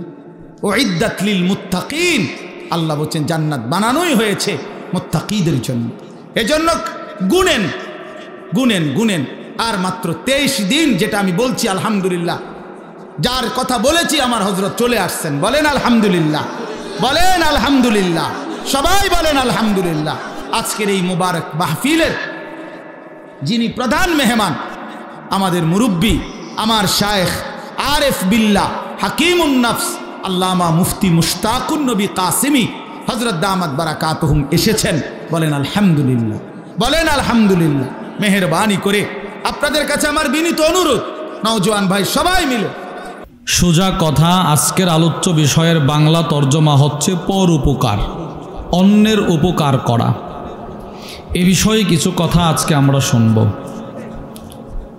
আত-তাআউন শব্দের শাব্দিক অর্থ মু'জামুল ওয়াসিতের মধ্যে লেখা হয়েছে আল মুসাআদা আই আওয়ানা বা'দুহুম বা'দাহ, একে অপরকে সাহায্য করা। শরীয়তে ইসলামের পরিভাষায় একে অপরকে সাহায্য করা কাকে বলে? জগৎ বিখ্যাত লেখক আল আল্লাম খালিদ আল খাররাস তার বিখ্যাত কিতাব মাওসুআতুল আখলাকের মধ্যে লেখেন, আল মুসাআদাতু আলাল হক ইবতিগা আল আজরি মিনাল্লাহ। পৃথিবীতে একজন আরেকজনকে এই আশায় সহযোগিতা করা যে আমি আজকে তাকে সহযোগিতা করলাম, এর বদলা স্বয়ং আল্লাহ আমাকে দিবেন। এটাকে বলা হয় মুসাআদা, পরস্পর সহযোগিতা। দুনিয়ার কোনো স্বার্থ থাকবে না, দুনিয়ার কোনো চাহিদা থাকবে না। আমি আমার জিন্দিগিতে যাকেই সহযোগিতা করব এর প্রতিদান দিবে আল্লাহ, এই মনোবল থাকা, এই সহযোগিতা একে অপরকে করা, এটা প্রতিটা মানুষের জিন্দিগির উদ্দেশ্য হওয়া উচিত ছিল। প্রত্যেকটা মানুষের জিন্দিগির উদ্দেশ্য হওয়া উচিত ছিল সে অপরকে সাহায্য করবে। যেমনটি শাইখুল ইসলাম ইবনে তাইমিয়া রাহিমাহুল্লাহ তার বিখ্যাত কিতাব জামিউল মাসাইল, ওই কিতাবের মধ্যে লেখেন, আলাল ইনসান আইয়াকুনা মাকসুদুহু নাফআল খালকি, প্রতিটা মানুষের উচিত ছিল সে অপরকে সাহায্য করবে, এটাই তার জিন্দিগির একটা উদ্দেশ্য। সে অপরকে সাহায্য করবে, যে কোনোভাবে সে পর উপকার করবে, এটা প্রতিটা মানুষের উচিত ছিল, উদ্দেশ্য বানানো। শাইখুল ইসলাম ইবনে তাইমিয়ার ছাত্র শাইখুল ইসলাম সানি ইমাম রব্বানি আল্লামা ইবনুল কাইয়িম আল জাওজিয়্যা রাহিমাহুল্লাহ তার বিখ্যাত কিতাব হাদিউল আরওয়াহ ইলা বিলাদিল আফরাহ, ওই কিতাবের মধ্যে লেখেন, পৃথিবীর যেই মানুষটা অন্যকে সাহায্য করার মনোবল তার ভিতরে আনতে পারবে, পৃথিবীর যেই মানুষের ভিতরে এই সিফত, এই গুণ চলে আসবে যে তার নেশায় হচ্ছে অন্যের উপকার করা, ওই মানুষটা দুনিয়াতে বসে আল্লাহর রহমতের খাজানার চাবি নিয়ে নিল। মিফতাহ হুসুলির রহমা, আল্লাহর রহমতের খাজানার চাবি উপার্জন করার মাধ্যম আস-সা'য়ু ফি নাফই আবিদি, আল্লাহর বান্দাকে যথাসাধ্য অনুযায়ী উপকার করা, এইটাকে বলা হয় পরোপকার। এবার আমি আপনাদের সামনে কিছু কথা বলবো, যেই কথাগুলো বলা হবে এই আলোচ্য বিষয়টার গুরুত্ব বোঝানোর জন্য। 1 নাম্বার, এই যে একটা আলোচ্য বিষয়, একজন আরেকজনকে উপকার করা, পর উপকার, প্রয়োজন মিটিয়ে দেয়, এটার গুরুত্ব কতটুকু? 1 নাম্বার, রাসূলুল্লাহ সাল্লাল্লাহু আলাইহি সাল্লাম বলেন, যেই মানুষের ভিতরে পর উপকার যত বেশি থাকবে ওই মানুষটা আল্লাহর কাছে তত প্রিয় হবে। সুবহানাল্লাহ, সবাই বলেন। বুঝেন নাই? যার ভিতরে পর উপকার যত বেশি সে আল্লাহর কাছে প্রিয় তত বেশি। সহিহ আত-তারগীব ওয়াত-তারহীবের 2663 নম্বর হাদিস, وعن عبد الله بن عمر رضي الله تعالى عنهما قال হযরত আব্দুল্লাহ ইবনে উমর রাদিয়াল্লাহু তাআলা আনহুমা থেকে বর্ণিত قال النبي صلى الله عليه وسلم আল্লাহর নবী বলেন আহাব্বুন নাসি ইলাল্লাহ আল্লাহর কাছে সবচাইতে প্রিয় ওই মানুষ আনফাউহুম লিন্নাস যেই মানুষটার ভিতরে পরোপকার বেশি। বলেন তো যেই মানুষের ভিতরে অন্যের উপকার করার সিফত যত বেশি সে কার কাছে প্রিয় তত বেশি? আল্লাহর কাছে প্রিয়। 2 পর উপকার যার ভিতরে যত বেশি নবীজি বলেন সে অন্য মানুষের তুলনায় শ্রেষ্ঠ তত বেশি। সিলসিলাতুল আহাদিস সহিহা বিখ্যাত হাদিসের কিতাব 426 নম্বর হাদিস। وعن أبي هريرة رضي الله تعالى عنه قال قال النبي صلى الله عليه وسلم আল্লাহ নবী বলেন খায়রুন নাস সর্বশ্রেষ্ঠ মানুষ আনফাউহুম লিন্নাস পরোপকার যার ভিতরে বেশি সে সর্বশ্রেষ্ঠ মানুষ। এবার 3 নাম্বার যে পয়েন্টটা বলবো এটা বলার আগে আপনারা মনোযোগ দিয়ে শুনেন। 1 নাম্বার বলেছিলাম পর উপকার অন্যকে উপকার করা যার ভিতরে যত বেশি সে কার কাছে প্রিয় তত বেশি। 2 নাম্বার বলেছিলাম পর উপকার যার ভিতরে যত বেশি সে মানুষের মধ্যে শ্রেষ্ঠ। এবার আপনি বলেন রাসূলুল্লাহ সাল্লাল্লাহু আলাইহি সাল্লামের চাইতে শ্রেষ্ঠ পৃথিবীতে কেউ ছিল? জোরে বলেন কেউ ছিল? অতীতে কেউ ছিল? এখন আছে? ভবিষ্যতে আসার সম্ভাবনা আছে? না। রাসূলুল্লাহ সাল্লাল্লাহু আলাইহি সাল্লাম কতটা শ্রেষ্ঠত্বের অধিকারী ছিলেন? আল্লামা আব্দুল ফাত্তাহ আবু গুদ্দা রাহিমাহুল্লাহ তার বিখ্যাত কিতাব সফহাত মিন সাবরিল উলামা আলা শাদাইদিল ইলমি ওয়াত তাহসিলের মধ্যে লেখেন মা জামা আল্লাহুল খায়রা কুল্লাহু লি আহাদ ইল্লা লিন নবী সাল্লাল্লাহু আলাইহি ওয়াসাল্লাম। আকাশের যত শ্রেষ্ঠত্ব, জমিনের যত শ্রেষ্ঠত্ব, জান্নাতের যত শ্রেষ্ঠত্ব, ফুলসেরাতের যত শ্রেষ্ঠত্ব, মিজানের যত শ্রেষ্ঠত্ব, 7 জমিনের নিচে যত শ্রেষ্ঠত্ব, 7 আকাশের উপরে যত শ্রেষ্ঠত্ব সব একসাথে আল্লাহ তাআলা কোনো নবীকে দেয় নাই, কোনো ওলিকে দেয় নাই, কোনো গাউসকে দেয় নাই, কোনো আলেমকে দেয় নাই, সবগুলো একসাথে শুধু আল্লাহ তাআলা আমার নবীকে দান করছে। এত শ্রেষ্ঠত্ব রাসূল। কেন আল্লাহ রসুল এত শ্রেষ্ঠ? রাসূলুল্লাহ সাল্লাল্লাহু আলাইহি সাল্লামের ভিতরে পর উপকার পৃথিবীর ইতিহাসে সবচাইতে বেশি ছিল। নবীজির ভিতরে যে পর উপকার সবচাইতে বেশি ছিল এর দলিল বুখারী শরীফের 3 নম্বর হাদিস। রাসূলুল্লাহ সাল্লাল্লাহু আলাইহি সাল্লামের উপরে যখন ওহী আসতে শুরু করলো, নবীজির উপরে যখন ধারাবাহিকভাবে ওহী আসার প্রারম্ভিকতা শুরু হলো, সর্বপ্রথম ওহী যেদিন আল্লাহর রসুলের উপরে দেওয়া হলো রসুল অসুস্থ হয়ে গেলেন। নবীজি সাল্লাল্লাহু আলাইহি সাল্লামের শরীরে কম্পন শুরু হয়ে গেল। আল্লাহর রসুল আম্মাজান খাদিজাতুল কুবরা রাদিয়াল্লাহু তাআলা আনহার ঘরে আসলেন। এসে বলল, খাদিজা লাকাদ খাশিতু আলা নাফসি, আমি আমার জীবন সম্পর্কে সংখ্যাবোধ করছি, আমার কেমন যেন অস্থির লাগছে খাদিজা, শরীরটা কেমন কেমন করছে।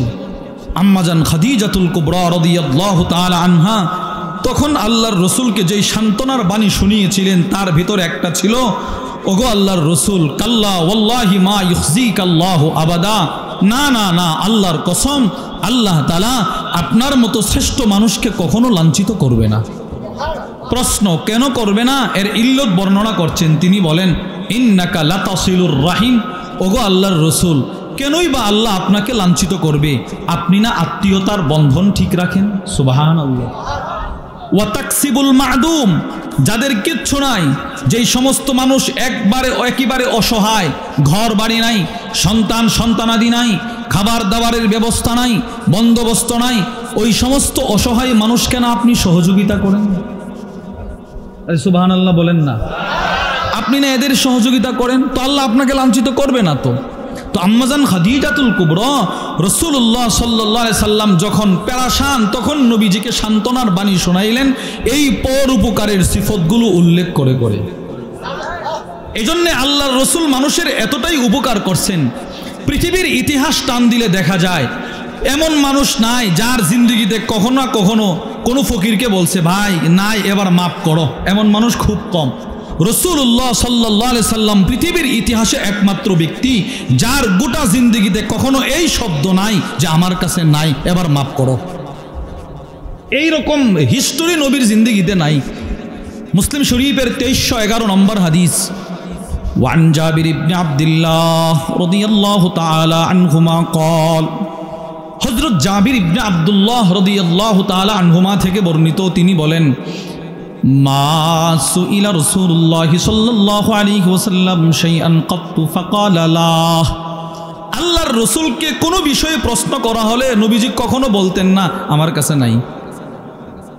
কি পরিমাণ সহযোগিতা রাসূল মানুষকে করছেন এটা বোঝানোর জন্য আপনাদেরকে হাদিস থেকে 3টা দৃষ্টান্ত শোনাই। 1 নাম্বার, বুখারী শরীফের 1469 নম্বর হাদিস, ওয়ান আবি সাঈদ আল খুদরি রাদিয়াল্লাহু তাআলা আনহু قال, নবীজির সাহাবী আবু সাঈদ আল খুদরি বলেন, ইন্না নাসাম মিনাল আনসার, আনসার সাহাবাদের একটা জামাত নবীজির কাছে আসলো।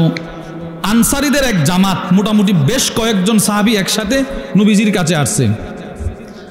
সাআলু রাসূলুল্লাহি সাল্লাল্লাহু আলাইহি ওয়াসাল্লাম, সকলে মিলে যার মনের যে চাহিদা তো সে অনুযায়ী নবীর কাছে চাইলো, আমারে এটা দেন, আমারে এটা দেন। হাদিস বর্ণনাকারী আবু সাঈদ আল খুদরি রাদিয়াল্লাহু তাআলা আনহু বলেন, ফাআতাহুম, এরা যা যা চেয়েছে নবীজি তা তা দান করে দিলেন। যা কি লাগবে নিয়ে যা। এবার আবু সাঈদ আল খুদরি বলেন, সুম্মা সাআলু, এরা আবার নবীর কাছে চাইলো, আমাকে এটা দেন, এটা দেন। আগে যেগুলো চাইছে এগুলো স্টক করছে, আবার চাইছে। ফাআতাহুম, রাসূল এদেরকে আবার দান করলেন। সুবহানাল্লাহ বলেন না। তাহলে এরা চাইছে কয়বার? এবার নবীজি দিলেনও কয়বার? তৃতীয়।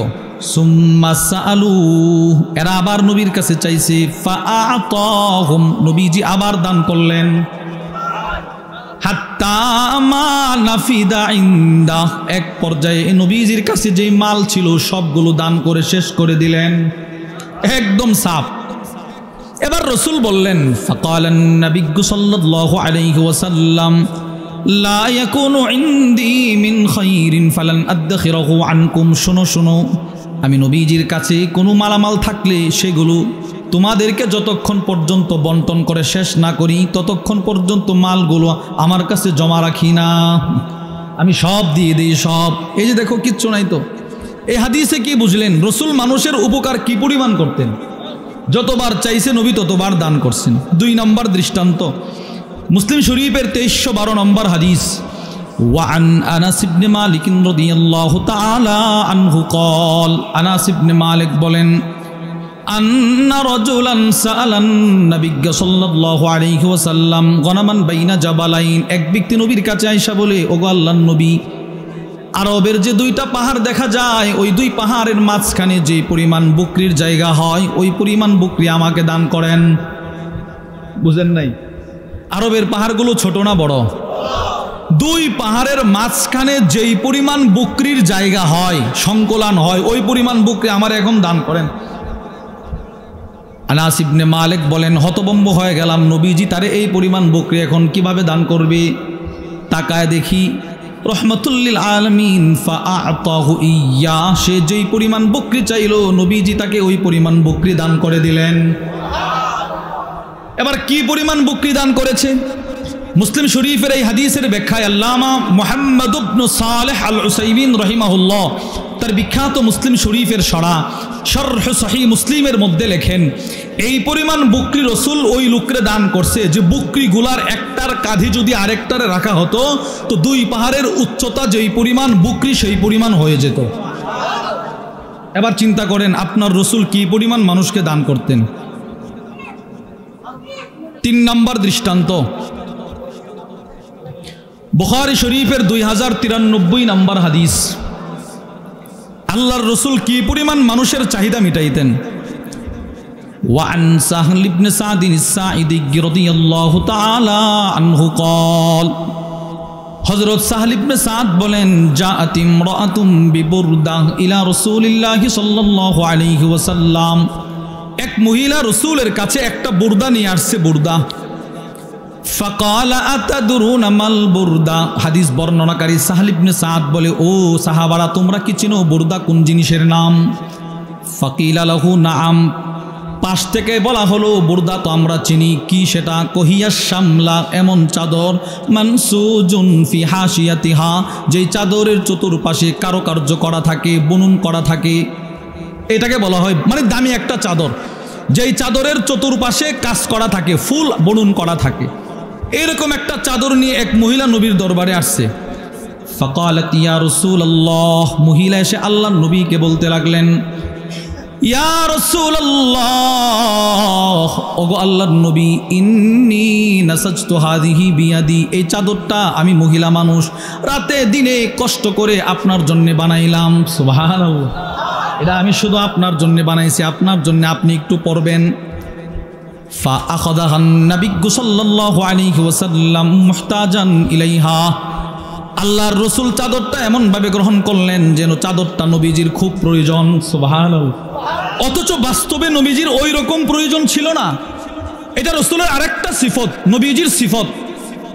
হাদিয়া যত ছোট হোক না কেন রাসূল এমন ভাবে গ্রহণ করতেন, যিনি হাদিয়া দিতে আসে তার কল্পনাই এমন হতো না যে নবীজি আমারটার জন্য এত পাগল, অথচ রাসূল নিতেন যেন এই লোকটা খুশি হয়ে যায়। এটা নবীজির আরেকটা সিফত। ছোট্ট একটা চাদর আনছে, নবীজি এমন ভাবে গ্রহণ করছে, মহিলার দিল ঠান্ডা। এবার আল্লাহর রাসূল চাদরটা পরলেন। সাহাবী সাহল ইবনে সাদ বলেন, ফাখরাজা ইলাইনা রাসূলুল্লাহ সাল্লাল্লাহু আলাইহি ওয়াসাল্লাম ওয়া ইন্নাহা ইজারু, আল্লাহর রাসূল সাহাবাদের মাঝখানে আসলেন, মজমায় আসলেন, চাদরটা নবীজির পরনে বাঁধা। ফাকালা রাজুলুম মিনাল কওম, এক সাহাবী দাঁড়ায় বলতে লাগলেন, ওগো আল্লাহর নবী, আপনার চাদরটা বড় সুন্দর, আমার এই চাদরটার বড় প্রয়োজন, আমাকে দিয়ে দেন। একজন সাহাবী দাঁড়ায় বললেন, এই চাদরটা অনেক সুন্দর, আমার চাদর নাই নবী, এটা আমার দিয়ে দেন না। ফাকালান নাবিয়্যু সাল্লাল্লাহু আলাইহি ওয়াসাল্লাম নাআম, নবীজি বললেন, ঠিক আছে, এই চাদরটা তোমাকে আমি দিয়ে দিব। সুবহানাল্লাহ, নতুন চাদর মাত্র রাসূল পরে আসছে, এটা সবার হয় না। আমরাও তো দান করি, আমাদের পাঞ্জাবিটা পুরনো হয়ে গেলে পুরনো পাঞ্জাবিটা দান করি, নতুনটা দিতে চায় না। আর রাসূলুল্লাহ সাল্লাল্লাহু আলাইহি সাল্লামের একটা সিফত হচ্ছে নবীজি নতুন জিনিস অনেক সময় মানুষ চাইলে দিয়ে দিতেন। সুবহানাল্লাহ, হ্যাঁ, এটা অনেক আলেমদের ভিতরে আছে, অনেক জনসাধারণের ভিতরেও আছে, আলহামদুলিল্লাহ। আমার মনে পড়ছে আপনাদেরকে একটু বলে দেই, নতুন জিনিস অনেকে দান করতে চায় না, কিন্তু অনেকে দান করে। আবার হয়তো কারোরটা আমরা দেখি, কারোরটা দেখি না।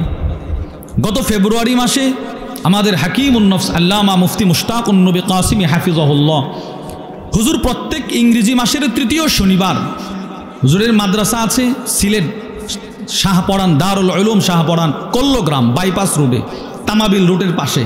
ওখানে প্রত্যেক ইংরেজি মাসের তৃতীয় শনিবার হুজুর এখানে যান, আমরাও যাই। আনিসুর রহমান আশরাফি সাহেব হাফিজাহুল্লাহ হুজুরও যান। তো ফেব্রুয়ারি মাসে হুজুর ওখানে আমরা বয়ান করে চলে আসছি। এর কয়েকদিন পরে হুজুর আসবে, নরসিংদীর দিকে আসবে। তো হুজুরের দিলের ইচ্ছা হয়েছে, আমরা অনেক রিকোয়েস্ট করছি যে আমাদের বাসায় আনতে হুজুরকে, হুজুরও সম্মতি দিলেন। রাত প্রায় 3:30টায় হুজুর আমাদের বাসায় আসছেন। হুজুরের পরনে সুন্দর একটা জ্যাকেট বা সোয়েটার যাই বলেন, অনেক সুন্দর, চমৎকার, সুন্দর, অনেক দামি। হুজুর এটা নিয়ে আসছে। তো গাড়িতে নেমে বলতেছে, মৌলানা এই সোয়েটারটা আমাকে একজন লন্ডন থেকে উনি আসছে শুধু এই সোয়েটারটা আমাকে হাদিয়া দেওয়ার জন্য, অনেক দামি, অনেক গরম, এটা পরলে। হুজুর আমাদের বাসায় থাকলেন। ফজরের নামাজের পরে হুজুর, আমার আব্বা সাক্ষাৎ করতে গেছে, তো আব্বাকে বলে যে এই সোয়েটারটা আমাকে লন্ডন থেকে একজন হাদিয়া দিছে, এই সোয়েটারটা আমি এখন আপনাকে হাদিয়া দিয়ে দিলাম। অনেক দামি, কিন্তু মাত্র আসছে লন্ডন থেকে। বাস হুজুর বলতেছে এই পরশুদিন নিয়ে আসছে, আজকে আমি আপনাকে দিয়ে দিলাম। এটা একটা নববী সুন্নত, চরিত্র। নতুন জিনিস মানুষকে দিয়ে দেয়া, প্রয়োজনে দিয়ে দেয়া আর কি। তো আল্লাহর রাসূল চাদরটা নিলেন, নিয়ে বললেন ঠিক আছে তোমাকে দিয়ে দিব। সুম্মা রাজা, নবীজি ঘরে চলে গেলেন। ফাতাওয়াহা, নবীজি নিজের হাতে চাদরটা ভাঁজ করলেন, নিজে ভাঁজ করলেন। সুম্মা আরসালা বিহা ইলাই, চাদরটা নবীজি ওই লোকের কাছে হাদিয়া পাঠায়া দিলেন, যাও দিয়ে আসো। সে তো রাসূলের চাদর পায়া এতটাই খুশি হয়ে গেল, সে খুশি, বাদ বাকি সব সাহাবারা তার উপরে নারাজ। ফাকালা লাহুল কওম, সব সাহাবারা ওই লোককে উদ্দেশ্য করে বলতে লাগলো, মা আহসানতা, তুই কাজটা ঠিক করস নাই। আমরা গ্রাম্য ভাষায় কি বলি, কামড়া ভালো করো নাই। তুমি দেখছো না মাত্র নবীরা হাদিয়া দিছে, রসুল কয়েকদিন ব্যবহার করতে না করতেই চায়া ফেললি তুমি। লাকাদ আলিমতা আন্নাহু লা ইয়ারুদ্দু সাইলাহ। এবার সব সাহাবারা ওই যে চাদর চাইছে তারে একসাথে বলতেছে, দেখেন কি কথাটা বলে, এই তুই ভালো করেই জানোস যে রসুলের কাছে যখনই যা চাওয়া হয় নবীজি কখনো ফিরাইয়া দেয় না। তুই জানোস না নবীজি সব সময় দিয়ে দেয় সব কিছু মানুষের প্রয়োজন মিটানোর জন্য, তুই চাইলি কেন? সকলে মিলে তাকে তিরস্কার করছে। এবার ওই সাহাবী বলে, ফাকাল লাহুল কওম, ওই সাহাবী উদ্দেশ্য করে সব সাহাবাদেরকে বলতে লাগলেন, ওয়াল্লাহি মা সাআলতুহু ইল্লা লিতাকুনা কাফানি ইয়াউমা আমুত। ও সাহাবারা শোনো, পৃথিবীর সব মানুষ দুনিয়াতে এসেছে, সকলকে মৃত্যুবরণ করতে হবে, আমাকেও একদিন মৃত্যুবরণ করতে হবে। আমি আল্লাহর রসুলের চাদরটা এই জন্যে চাই নাই যে নবীজির চাদরটা পরে পরে আমি হাঁটবো আর মানুষকে দেখাবো, এই জন্যে রসুলের কাছ থেকে হাদিয়াটা চাই নাই। তো কেন চাইলা? যেদিন আমার ইন্তেকাল হয়ে যাবে আমি আমার পরিবারকে বলে যাব আমার মৃত্যুর পরে যেন রসুলের হাদিয়ার চাদরটা আমার জিন্দিগির শেষ কাফনের কাপড় হয়। আমার দিলের তামান্না রসুলের চাদর, যেই চাদর নবীজির শরীর মোবারকে লেগেছে, ওই চাদরটা যদি আমি সাহাবীর জিন্দিগির শেষ কাপড়ের কাপড় হয় তো আমার এই শরীরে জাহান্নামের আগুন লাগবে না। হাদিস বর্ণনাকারী সাহল ইবনে সাদ বলেন, ফাকানাত কাফানাহু, এই সাহাবী যেদিন মৃত্যুবরণ করেছিল সেদিন ওই সাহাবীর শরীরে রসুলের চাদরটাই ছিল কাফন। এই জন্য আমি চাদরটা চাইলাম। আমি আপনাদেরকে যে কথাটা বোঝাইতে চাইলাম, রাসূলুল্লাহ সাল্লাল্লাহু আলাইহি সাল্লাম নতুন চাদর সাহাবী চাইছে, বুঝছে তার প্রয়োজন, নবীজি দিছে কিনা বলেন? এই জন্য রসুলের ভিতরে পরোপকার সবচাইতে বেশি ছিল। রাসূলুল্লাহ সাল্লাল্লাহু আলাইহি সাল্লামের কাছ থেকে এই সিফত অর্জন করেছেন সিদ্দিক আকবর, ওমর, উসমান, আলী, সমস্ত সাহাবা রাদিয়াল্লাহু আনহুম আজমাইন, সকলেই সিফতটা গ্রহণ করেছেন। হযরত সিদ্দিক আকবরের ভিতরেও পরোপকারের সিফত ছিল।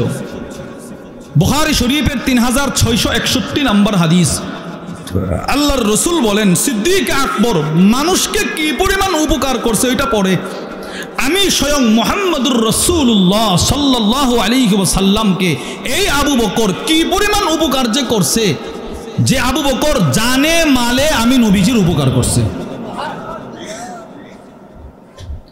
ওয়ান আবি দারদা রাদিয়াল্লাহু তাআলা আনহু قال, আবু দারদা বলেন, কুনতু জালিসান ইনদান নবী সাল্লাল্লাহু আলাইহি ওয়াসাল্লাম, আমি নবীজির পাশে বসা, ইয আকবালা আবু বকর সিদ্দিক আখিদাম বিতরফি সাওবি, তাকায় দেখি আবু বকর নিচের পরনের ইজার লুঙ্গি চাদরটা কাপড়টা টাইনা টাইনা নবীর দরবারে আসতেছে, কি পরিমাণ উপরে উঠিয়েছে, হাত্তা আবদা আন রুকবাতি, আর অল্প একটু উপরে উঠাইলে আবু বকরের হাঁটুটা দেখা যাবে।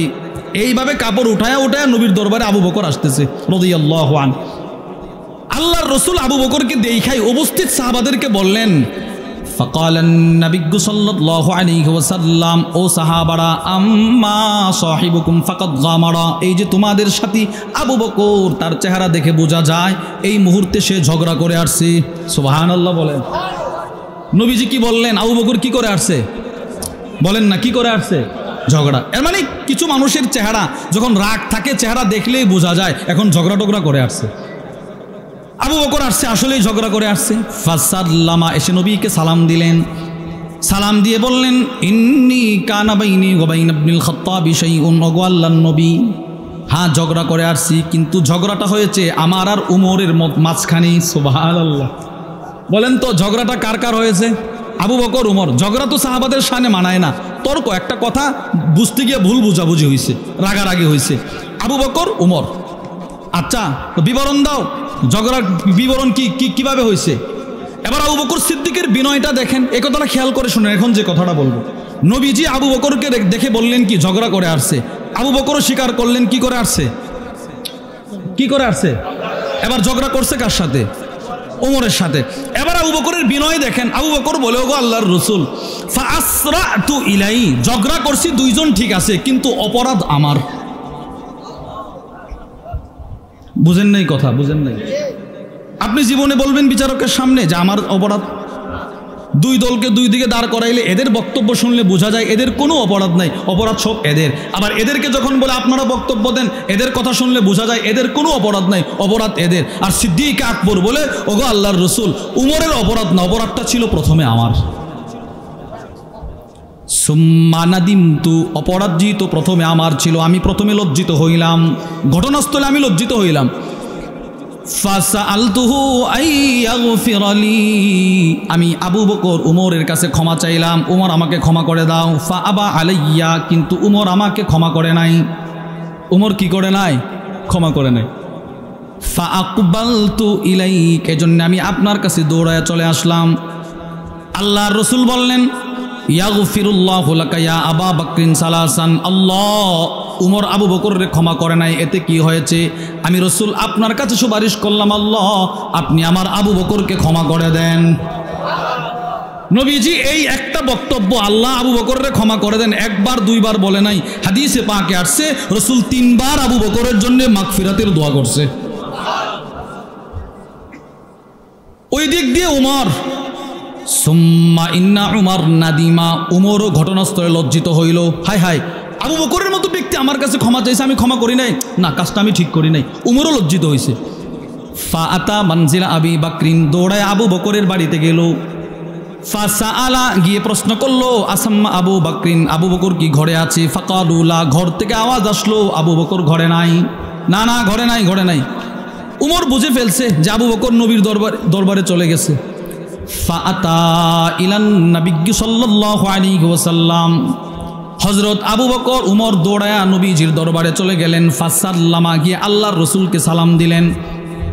এবার হাদিস বর্ণনাকারী সাহাবী আবু দারদা বলেন, আল্লাহর রাসূল যেই মাত্র উমরের চেহারাটা দেখলেন, ফাজাআলা ওয়াজহুন নবী সাল্লাল্লাহু আলাইহি ওয়াসাল্লাম ইয়াতামাআর, নবীজির রাগে নবীর চেহারা লাল হয়ে গেছে। উমরে দেখা নবীজির চেহারা লাল হয়ে গেছে। এই পরিমাণ লাল হইছে, হাত্তা আশফাকা আবু বকরিন, নবীজির চেহারা দেখা আবু বকর ভয়ে থরথর করে কম্পন শুরু করছে। মানে উমর যেই মাত্র নবীকে সালাম দিল, রাসূল উমরের দিকে তাকায় এতটাই রাগ হইলেন আবু বকরের যে ক্ষমা করে নাই আগে, যে আবু বকর নিজে কম্পন শুরু করছে। হায় হায়, না জানি এখন রাসূল উমরকে কি বলে। এক পর্যায়ে আবু বকর ফাজাসা আলা রুকবাতাই, দুইটা হাঁটু মাটিতে গেড়ে নবীর সামনে বসে আবার বলতেছে, ওয়াল্লাহ, আল্লাহর কসম, ইয়া রাসূলুল্লাহ আনা কুনতু আজলাম, উমরের কোনো দোষ নাই, দোষ আমি আবু বকরের।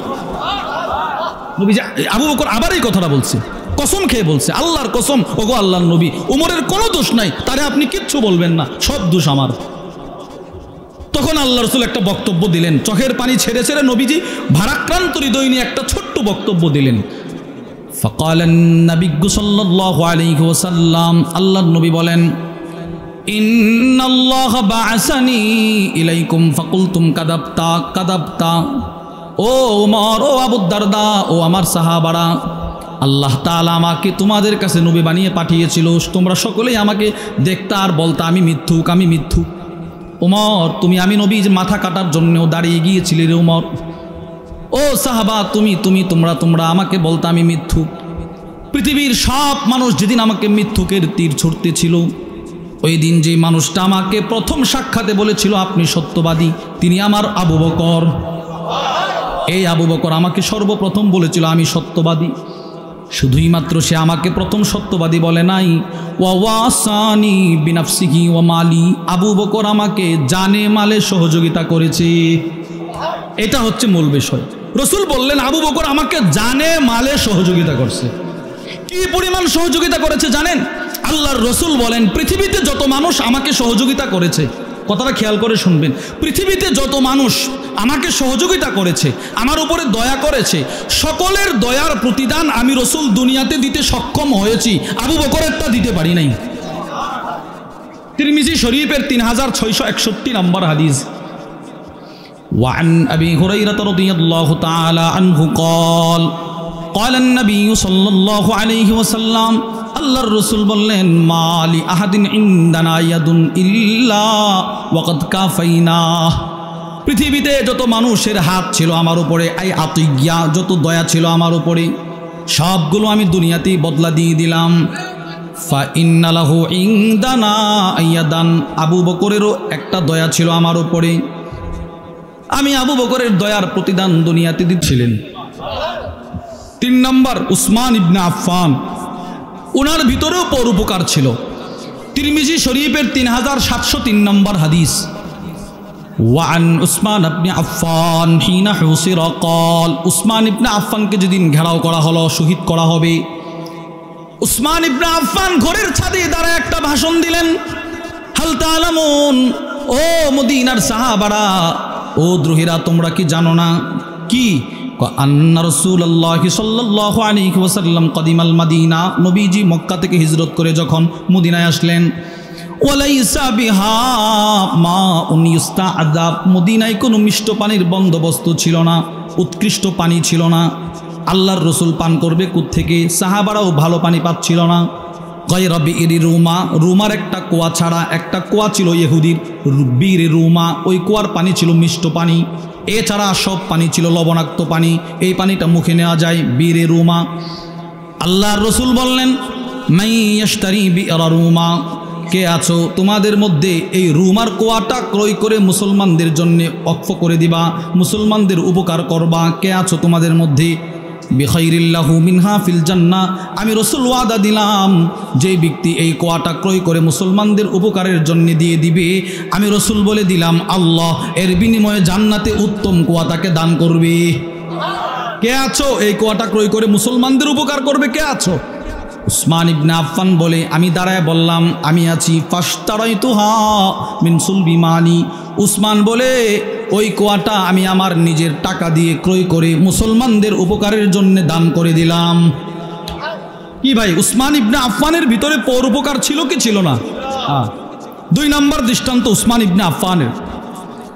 আল্লামা আব্দুর রউফ আল মানাভি রহিমাহুল্লাহ তার বিখ্যাত কিতাব আদ-দুররুল মানদুদ ফি যাম্মিল বুখলি ওয়া মাদহিল জুদ কিতাবের নাম, ওই কিতাবের মধ্যে নিয়ে আসছে গোটা মদিনায় দুর্ভিক্ষ দেখা দিল, মানুষের খাবার দাবার নাই, গবাদি পশুগুলো প্রায় মৃত্যু সন্নিকটে চলে গেছে, মানুষ মৃত্যুর ধার প্রান্তে চলে গেছে।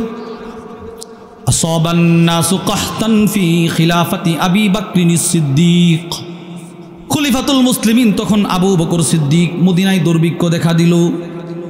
ফালাম্মাশতাদ্দা বিহিমুল আম, মানুষের জীবন চলা যখন খুব কঠিন হয়ে গেল, সব মানুষ খলিফার দরবারে গেল, গিয়ে বলল, ইয়া খলিফাত রাসূলিল্লাহ সাল্লাল্লাহু আলাইহি ওয়াসাল্লাম, ও আল্লাহর নবীর খলিফা, ইন্নাস সামাআ লাম তামতুর, আকাশ বৃষ্টি দেয় না, ওয়াল আরদু লাম তানবুত, জমিন থেকে গাছ উৎপাদন হয় না, জমিন থেকে শস্য উৎপাদন হয় না, আকাশ থেকে বৃষ্টি আসে না, আমরা কি করব? এবার পরামর্শ দেন।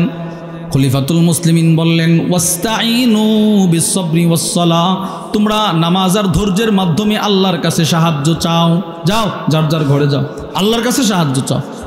সবাই যার যার ঘরে চলে গেল, আল্লাহ তাআলার কাছে সাহায্য চাইতে লাগলো। পরের দিন সকালে তাকায় দেখে 1000 উট শাম সিরিয়া থেকে মাল বুঝাই করে, খাদ্য সামগ্রী বুঝাই করে 1000 উট উসমান ইবনে আফফানের ঘরের দরজার সামনে লাইন ধরে দাঁড়ায় আছে। সব ব্যবসায়ীদের মনে আনন্দ, মদিনার কোনো মালামাল আসে না, কেউ কিনার সাধ্য নাই, উসমানের দরজার সামনে এতগুলো মাল। সকলে গেল, গিয়ে বলল, উসমান এই মালগুলো অল্প টাকায় আপনি আমাদের কাছে বিক্রি করে দেন, আমরা এই মালগুলো অল্প টাকায় মদিনার মানুষের কাছে বিক্রি করে দিব, এতে করে আমাদেরও কিছু টাকা লাভ হবে, আপনারও কিছু মুনাফা হবে, মানুষের দুর্ভিক্ষ চলে যাবে। উসমান ইবনে আফফান উল্টো প্রশ্ন করলেন, কাম তুরাব্বিহুনি, এই মালগুলো যে তোমাদেরকে দিয়ে দিব, আচ্ছা এবার বলো এই মাল, প্রতিটা মালে তোমরা কত আমাকে লাভ দিবা? এগুলো তো আমি শাম থেকে কিনে নিয়ে আসছি, প্রত্যেকটা মালে লাভ দিবা কত বলো? আল্লাহুম্মা বিদিরহামাইন, ব্যবসায়ীরা বলে আমরা প্রতিটা মালে 2 টাকা লাভ দেব। উসমান বলে, ও উতিতু, এর চাইতে বেশি আমাকে দেওয়া হয়েছে, আরও বাড়ো। এরা বলে 3 টাকা দেব। উসমান বলে, হবে না, এর চাইতেও বেশি দেওয়া হয়ে গেছে, আরও বাড়ো। এরা বলে 4 টাকা দেব। উসমান বলে, হবে না, এর চাইতেও বেশি দেওয়া হয়ে গেছে। এবার মদিনার সব ব্যবসায়ীরা একটা চিৎকার দিয়ে রাগের কণ্ঠে বলে, উসমান, আমরা ছাড়া মদিনায় পাইকার আর কোনো বড় ব্যবসায়ী নাই, কে তোমাদেরকে এর চাইতে বেশি লাভ দিল, তার নামটা বলো দেখি। উসমান শাহাদাত আঙ্গুলিটা আকাশের দিকে উঠায়া বলে, তোমাদের লাভ যেখানে শেষ ওখান থেকে যার লাভ শুরু তিনি হলেন আল্লাহ।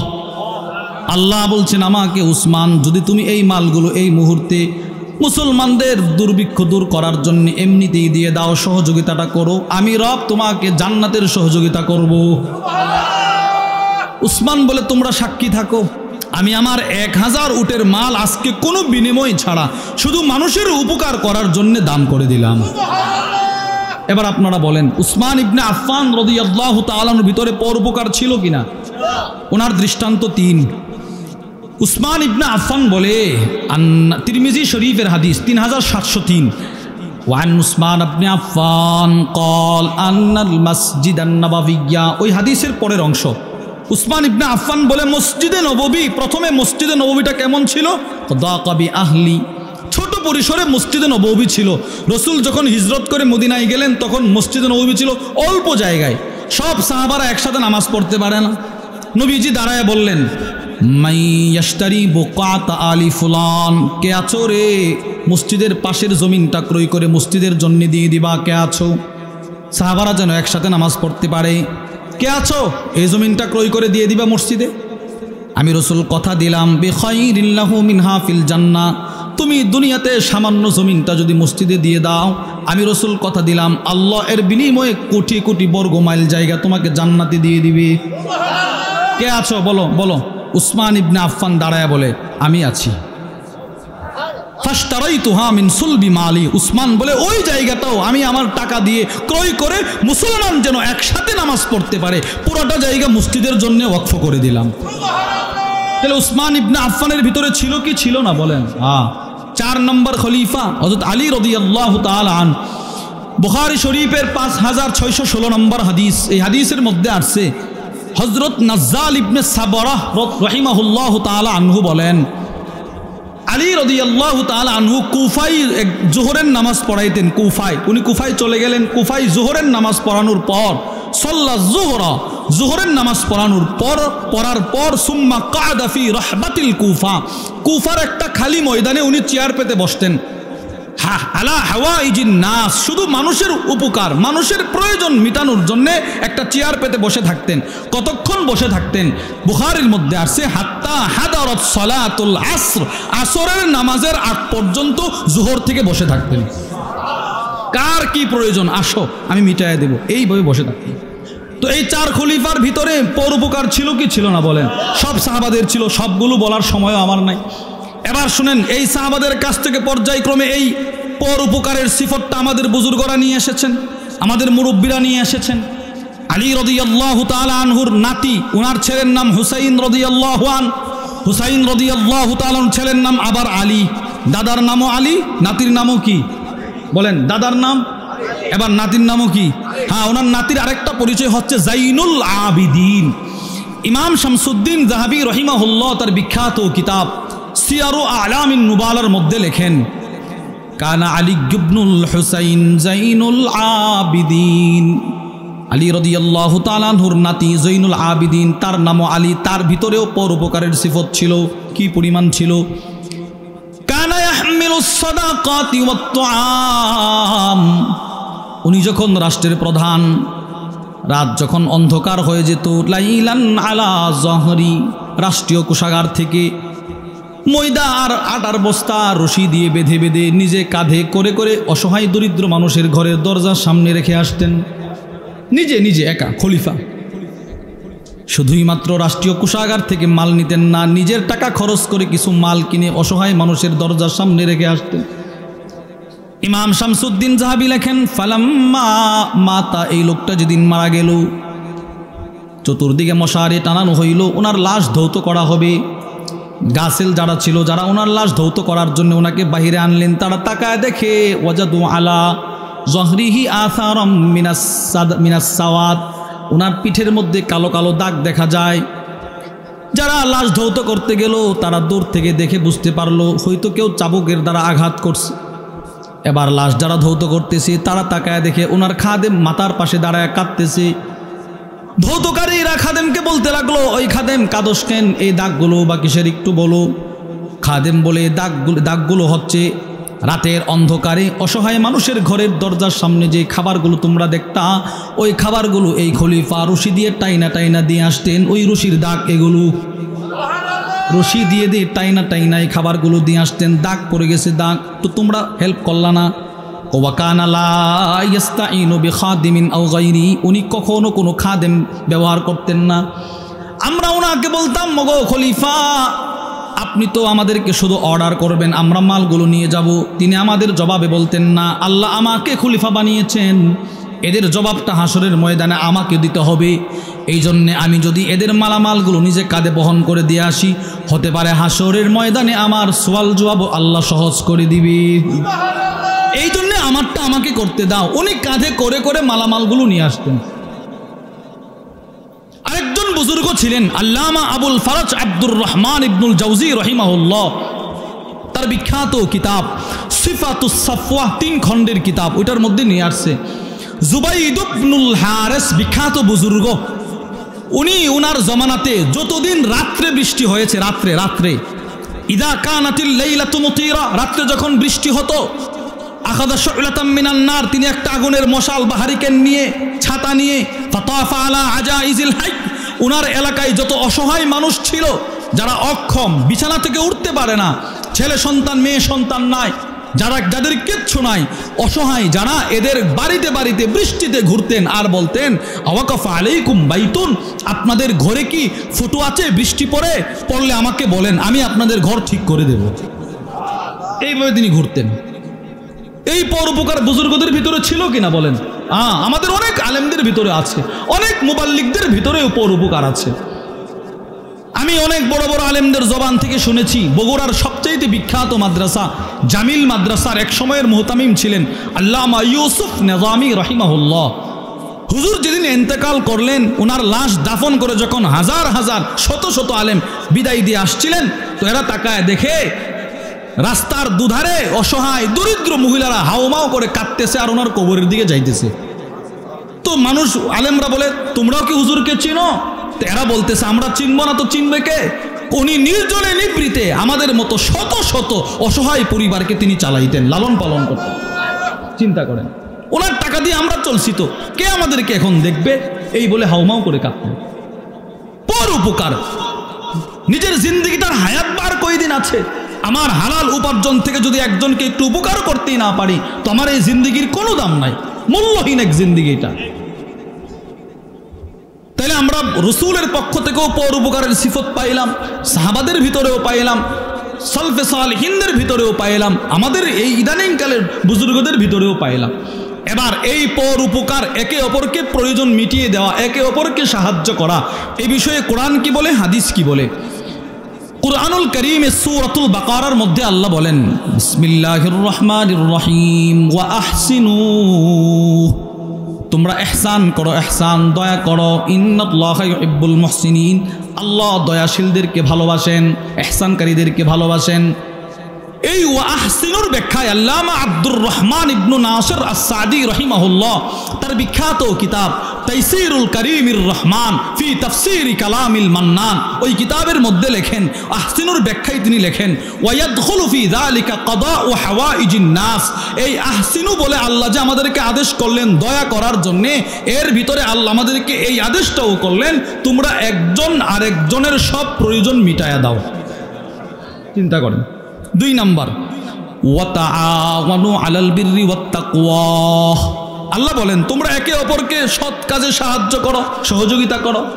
এই আয়াতের ব্যাখ্যায় আল্লামা ইবনে কাসির রাহিমাহুল্লাহ তিনি লেখেন, ইয়ামুরুল্লাহু আযজা ওয়া জাল্লা ইবাদাহুল মুমিনিন বিল মুআফানা বা'দুহিম আলা বা'দ, এই আয়াতে আল্লাহ রাব্বুল আলামিন এক মুমিন আরেক মুমিনকে যেন সাহায্য করে এই বিষয়ে আদেশ করলেন। 3 নাম্বার, আল্লাহ বলেন, ইন্নাল্লাহা ইয়া'মুরু বিল আদলি ওয়াল ইহসান, আল্লাহ তাআলা আদেশ করলেন তোমরা আদল ইনসাফ প্রতিষ্ঠা করো, ইহসান করো, একে অপরের প্রতি দয়া করো।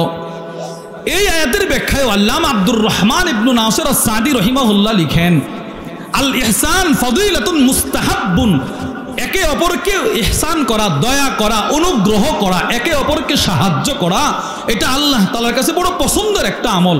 বলে সাহায্য করবা কিভাবে? তিনি বলেন 3 জিনিস কানাফ ইন্নাস, মানুষ মানুষকে সাহায্য করে 3 জিনিসের মাধ্যমে।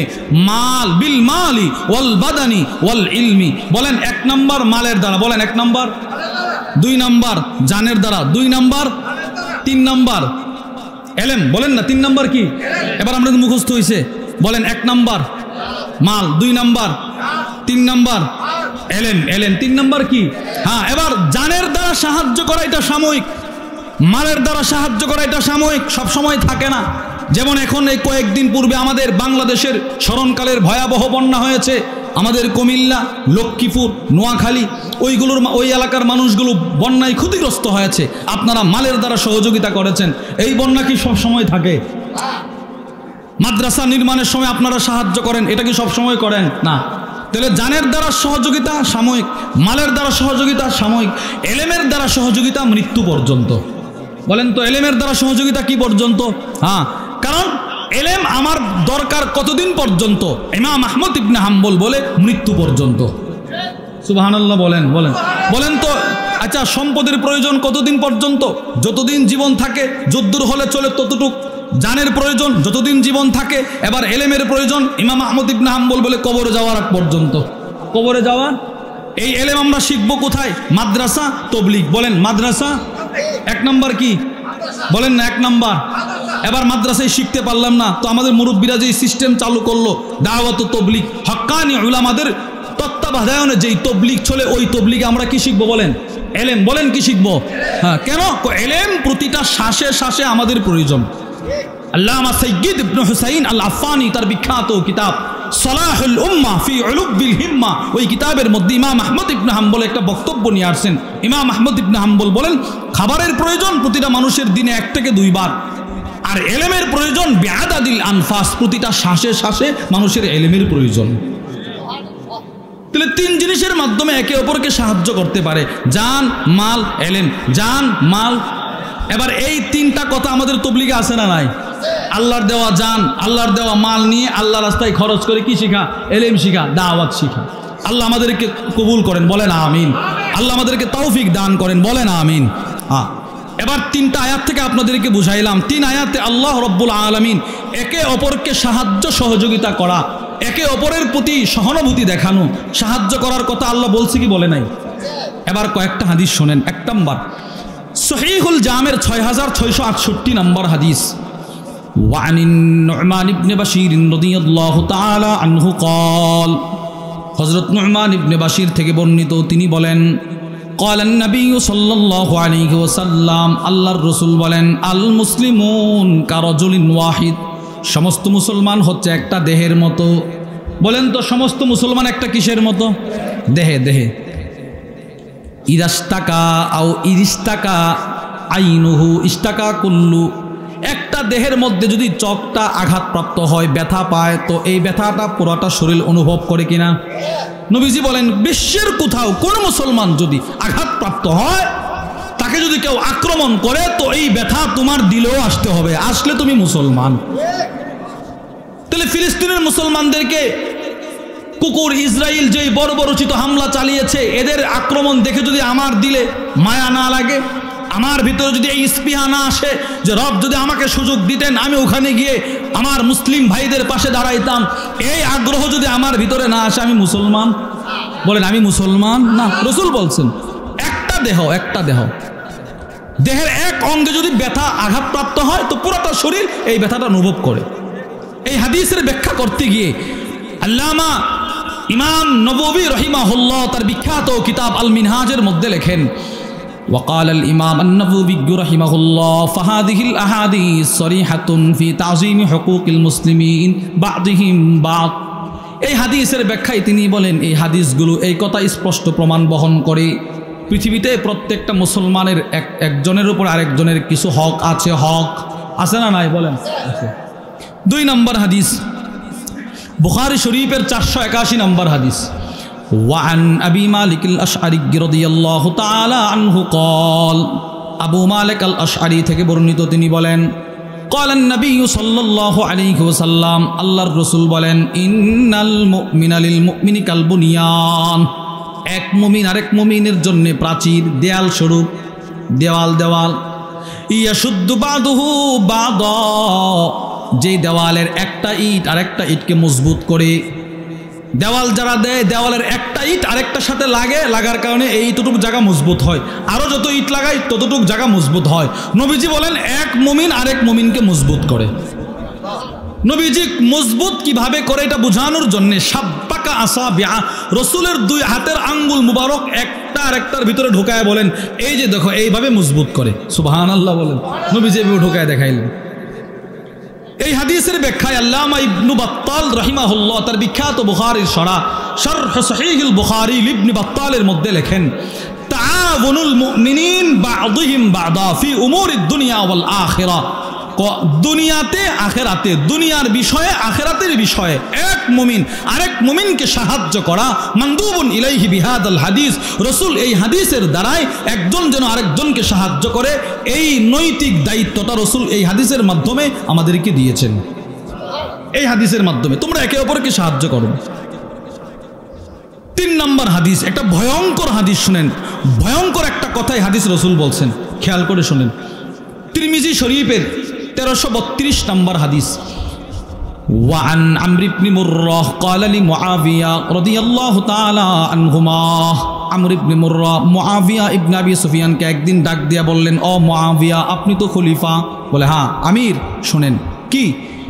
আমি আপনাকে একটা হাদিস শোনাবো। কি হাদিস? কো সামি'তু রাসূলুল্লাহ সাল্লাল্লাহু আলাইহি ওয়াসাল্লাম ইয়াকুল, আমি নবীকে একটা হাদিস বলতে শুনলাম। কি হাদিস? আল্লাহর রাসূল বললেন মা মিন ইমামিন ইউগলিকু বাবাহু দুনা দাবিল হাজাতি ওয়াল খাল্লাতি ওয়াল মাসকানা, কোনো নেতা, কোনো সর্দার যদি অন্য কোনো অসহায় মানুষকে দেখা সে তার ঘরের দরজা লাগায়া দেয়, বড় লোক মানুষ, একজন অসহায় মানুষ আসতেছে, আমরা শায়েখের জন্য রাস্তাটা ক্লিয়ার করে দিই, হুজুর চলে আসছে আলহামদুলিল্লাহ, সকলে বলেন আলহামদুলিল্লাহ, জোরে বলেন আলহামদুলিল্লাহ। আমাদের আজকের মাহফিলের বিশেষ মেহমান, প্রধান মেহমান, কারা নির্যাতিত মজলুম আলেমে দ্বীন শেখ আল্লামা মাহমুদ হাসান গনবী হাফিজাহুল্লাহ হুজুর ইনশাল্লাহ চলে আসছেন আলহামদুলিল্লাহ। হুজুরি এখন ইনশাল্লাহ কথা বলবেন। আমি এই কয়েক সেকেন্ডে হাদিসটা বলে শেষ করে দিচ্ছি। তো আল্লাহর রসুল বললেন যেই ব্যক্তি কোনো অসহায়কে দেখে নিজের ঘরের দরজা বন্ধ করে দেয়, মনে করেন এই লোকটা এসে আমার কাছে কিছু চাইবে, আমি দেখাই গাড়িতে বসা, গাড়ির গ্লাসটা উঠাইয়া দিলাম, ঘরের দরজাটা বন্ধ করে দিলাম। নবীজি বলেন ইল্লা আগলাকাল্লাহু আবওয়াবাস সামা দুনা খাল্লাতিহি ওয়া হাজাতিহি ওয়া মাসকানাতি, এই লোক যে আজকা ঘরের দরজা বন্ধ করে দিল, গাড়ির গ্লাস উঠায়া দিল, এই লোকটা যেদিন মুসিবতে পড়বে আল্লাহ তার মুসিবতের দিকে ভ্রুক্ষেপ করবে না, আল্লাহ ওই দিন আকাশের দরজাগুলো বন্ধ করে দিবে। তাহলে আমরা কি হাদিস থেকে কি বুঝলাম? একে অপরকে সাহায্য করবো তো ইনশাআল্লাহ, দ্বীনি বিষয়ে সাহায্য করবো তো ইনশাআল্লাহ। আল্লাহ আমাদের সকলকে যে কথাগুলো বললাম সেই কথাগুলোর উপর আমাকে আপনাকে সকলকে আমল করার তৌফিক দান করেন। রাসূলুল্লাহ সাল্লাল্লাহু আলাইহি সাল্লামের এই সিফত, অপরের প্রতি সহানুভূতি দেখানো, এটাও আমাদেরকে আনার তৌফিক দান করেন। যা কিছু বলেছি যদি সঠিক হয় রবের পক্ষ থেকে, ভুল হলে আমার পক্ষ থেকে। ওমা আলাইনা ইল্লাল বালাগ। আসসালামু আলাইকুম ওয়া রাহমাতুল্লাহি ওয়া বারাকাতুহু।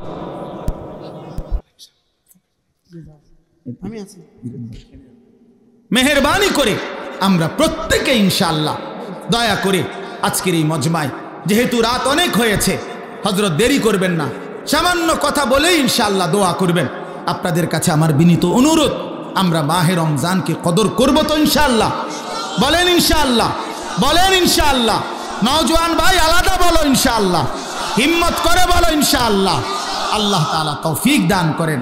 জি, আমরা আমার শায়েখ বলছেন আলহামদুলিল্লাহ, হযরত একটা আমার ছোট্ট মাদ্রাসা এখানে, আপনারা সবাই জানেন, অনেকেই চেনেন যে সাহেবের বাজার গরু বাজারের পশ্চিমে বিনন্দিয়ার চর মাদ্রাসায় আশরাফুল উলুম। এই শনিবার আমাদের মাদ্রাসার এমনি স্বাভাবিক ইসলাহি মজলিস, ধারাবাহিক ইসলাহি মজলিস হলো দ্বিতীয় শনিবার। আর আমার শায়েখের মাদ্রাসা সুধন্যপুর মাদ্রাসায় আমাদের ইসলাহি মজলিস হলো মাসের শেষ শনিবার, প্রত্যেক মাসের। তো এই মাসে ইনশাআল্লাহ শুধু দিনের বেলা আমাদের এই মাদ্রাসায় আশরাফুল উলুম মাদ্রাসায় বিনন্দিয়ার চর সকাল 10টা থেকে 4:30 পর্যন্ত এই দিনের বেলা কিশোর তরুণ যুবক নওজোয়ান যাদের বয়স 16 থেকে 30 এর বয়সীদের জন্য বিশেষ সকাল 10টা থেকে আসর পর্যন্ত ইসলাহি মজলিস হবে ইনশাআল্লাহ। দুপুরের খাবার সকালের নাস্তা 10টার আগে এই সব মাদ্রাসা থেকেই পরিবেশন করা হবে এবং ইনশাআল্লাহ 10টা থেকেই ধারাবাহিক শুধু যুবকদের জন্য আলাদা আলোচনা হবে ইনশাআল্লাহ। আমার শায়েখ দামাত বারাকাতুম আরিফ বিল্লাহ আল্লামা মুফতি মুশতাকুন নবী কাসিমি হজরত জোহরের পরে বয়ান করবেন। আল্লামা মুফতি আমজাদ হোসাইন সাহেব জোহরের আগে বয়ান করবেন। হজরত মাওলানা মুফতি ইউসুফ বিন ইকবাল তিনি হজরতের পরে ইনশাআল্লাহ বয়ান করবেন। আরও উলামায়ে কেরাম বয়ান করবেন। আমরা নিজেরাও ইনশাআল্লাহ থাকবো। তো আপনাদেরকে নওজোয়ান ভাই যারা বয়স তো বুঝছেন 30-এর নিচে যারা তারা ইনশাআল্লাহ অংশগ্রহণ করার চেষ্টা করবেন।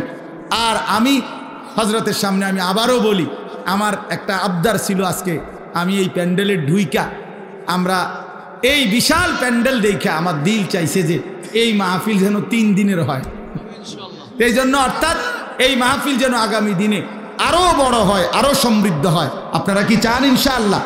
ইনশাআল্লাহ আপনাদের কাছে আমাদের অনুরোধ, মারকাজুত তাকওয়া, তাকওয়ার এই মাদ্রাসা আলহামদুলিল্লাহ আমাদের ডাক্তার মিজান সাহেবের বাড়ির সব বাবারা, চাচারা, ভাইরা, আশপাশের সবার ভালোবাসায় এই মাদ্রাসাটা আলহামদুলিল্লাহ সুন্দরভাবে চলতেছেন।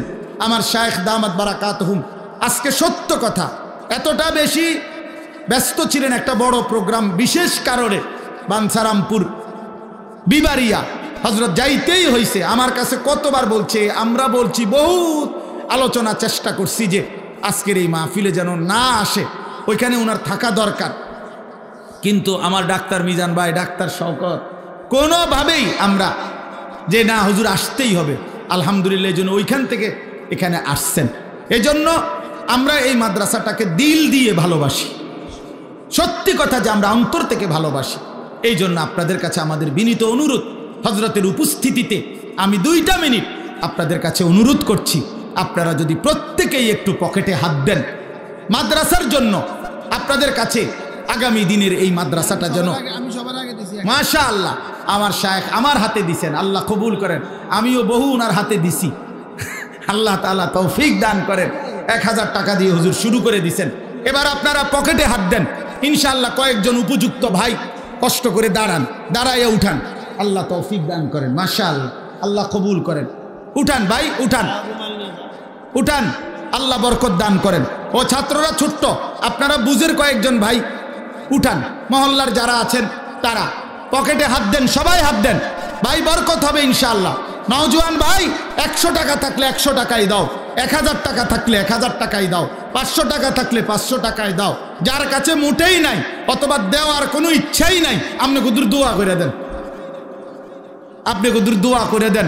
আল্লাহ যেন কবুল করে মাদ্রাসা, আল্লাহ যেন এগিয়ে দেয়, আল্লাহ যেন তৌফিক দান করে।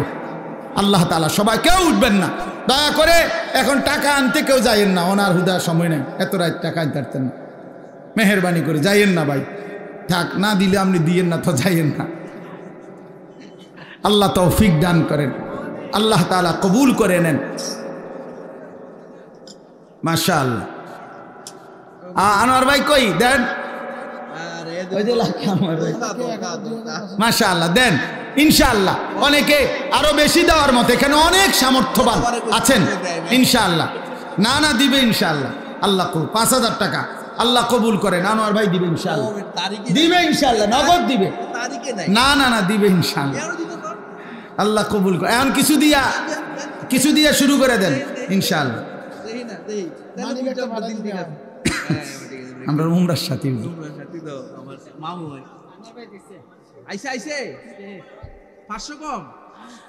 আচ্ছা মাশাআল্লাহ, আল্লাহ কবুল করেন, আল্লাহ কবুল করেন ইনশাআল্লাহ। প্রত্যেকেই দেন, আল্লাহ তাআলা আমাদের সবাইকে তৌফিক দান করেন। আমাদের এই মাসের সুদর্ণপুরের ইসলাহি মজলিস 22 ফেব্রুয়ারি শনিবার, সেখানে অংশগ্রহণ করার চেষ্টা করবেন। ওই যে আমাদের চেয়ারে যারা বাবা চাচারা বসে আছে দুই পাশে অনেক শ্রদ্ধাভাজন, ওনাদের কাছে যাও ভাই, নওজোয়ান ভাই ওনাদের কাছে যান, মেহেরবানি করে চাচারা বাবারা আপনারাও পকেটে হাত দেন, ইনশাআল্লাহ বরকত হবে। আল্লাহর জন্য খরচ করে কেউ ঠকবেন না, কেউ ঠকবেন না ইনশাআল্লাহ। আল্লাহ সবাইকে কবুল করেন, তৌফিক দান করেন। মাশাআল্লাহ যারা উঠাইছেন তারা স্টেজে দিয়ে যান ইনশাআল্লাহ।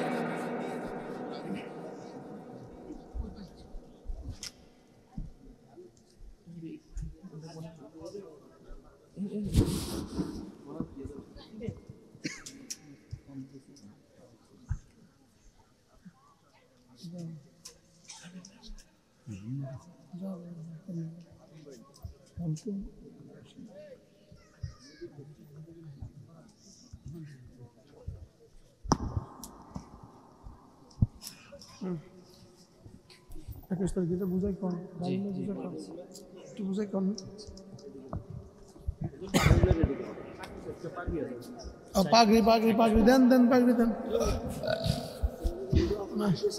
আলহামদুলিল্লাহ, হযরত এখন আমাদের জন্য সকলের জন্য দোয়া করবেন। এর পূর্বে আমাদের 4 জন হাফেজ ছাত্রকে পাগড়ি প্রদান করা হবে।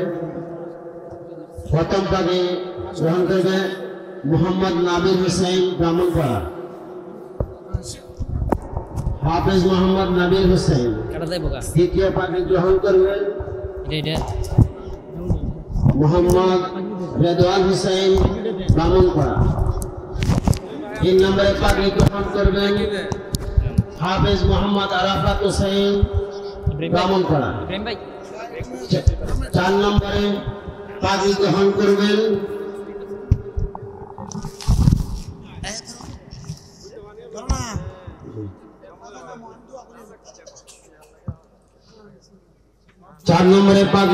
করবেন হাফেজ মোহাম্মদ সিয়াম হোসেন তালির বাজার।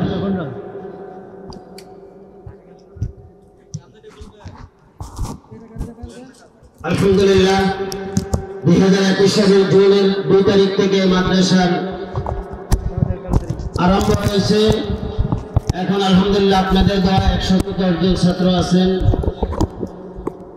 ইনশাআল্লাহ আমরা আশা রাখি আগামী বছর আমরা কমপক্ষে 10 জন ছাত্রকে আমরা পাগড়ি দেওয়ার, সকলে তাদের জন্য দোয়া করবেন।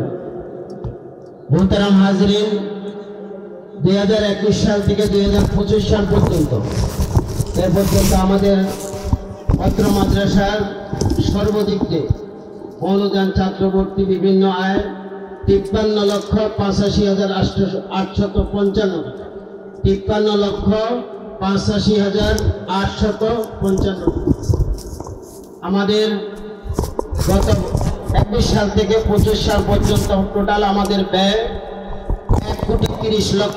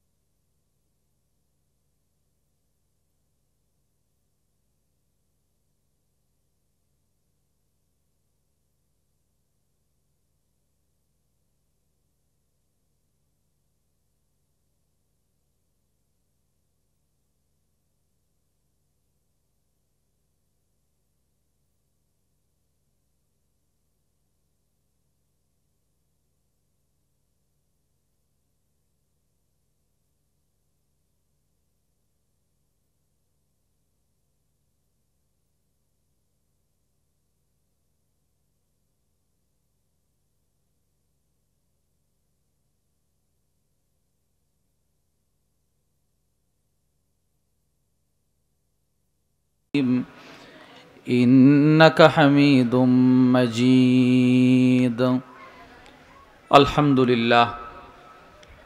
ঘাটোরা সবুজ সংঘের উদ্যোগে আয়োজিত সিরাতুন নবী সাল্লাল্লাহু আলাইহি ওয়াসাল্লাম উপলক্ষে ৭১তম ঐতিহাসিক তাফসীরুল কোরআন মাহফিলের মুহতারাম সদর সভাপতি, উপস্থিত হযরত উলামায়ে কেরাম, দূরদূরান্ত থেকে আগত কালিমায়ে তয়্যিবার সোনালী সুতায় গ্রথিত ধর্মপান মুসলমান ভাই ও বোনেরা, আল্লাহ তাআলার দরবারে অসংখ্য অগণিত শুকর ও সুজুদ যে আল্লাহ আমাদেরকে অত্যন্ত ভালোবেসে আজকের রজনীতে দ্বীনের এক মজমায় আসার বসার তৌফিক দান করেছেন। এজন্য আমরা সকলেই দিল থেকে শুকরগুজার হয়ে পড়ি আলহামদুলিল্লাহ। আপনাদের সামনে সূরাতুল মায়েদার ২ নম্বর আয়াতে কারিমার কিছু অংশ তিলাওয়াত করা হয়েছে। এই আয়াতে কারিমার অংশকে সামনে রেখেই সংক্ষিপ্ত সময়ে কোরআন ও হাদিস থেকে গুরুত্বপূর্ণ একটি বিষয়ে কিছু কথা বলার আশা রাখি। ওয়ামা তৌফিকি ইল্লা বিল্লাহ। আল্লাহ তাআলা বলনে ওয়ালা শ্রবণ করনে ওয়ালা উভয়কে আমল ইখলাসের সাথে বলার শ্রবণ করার তৌফিক দান করেন, আমিন।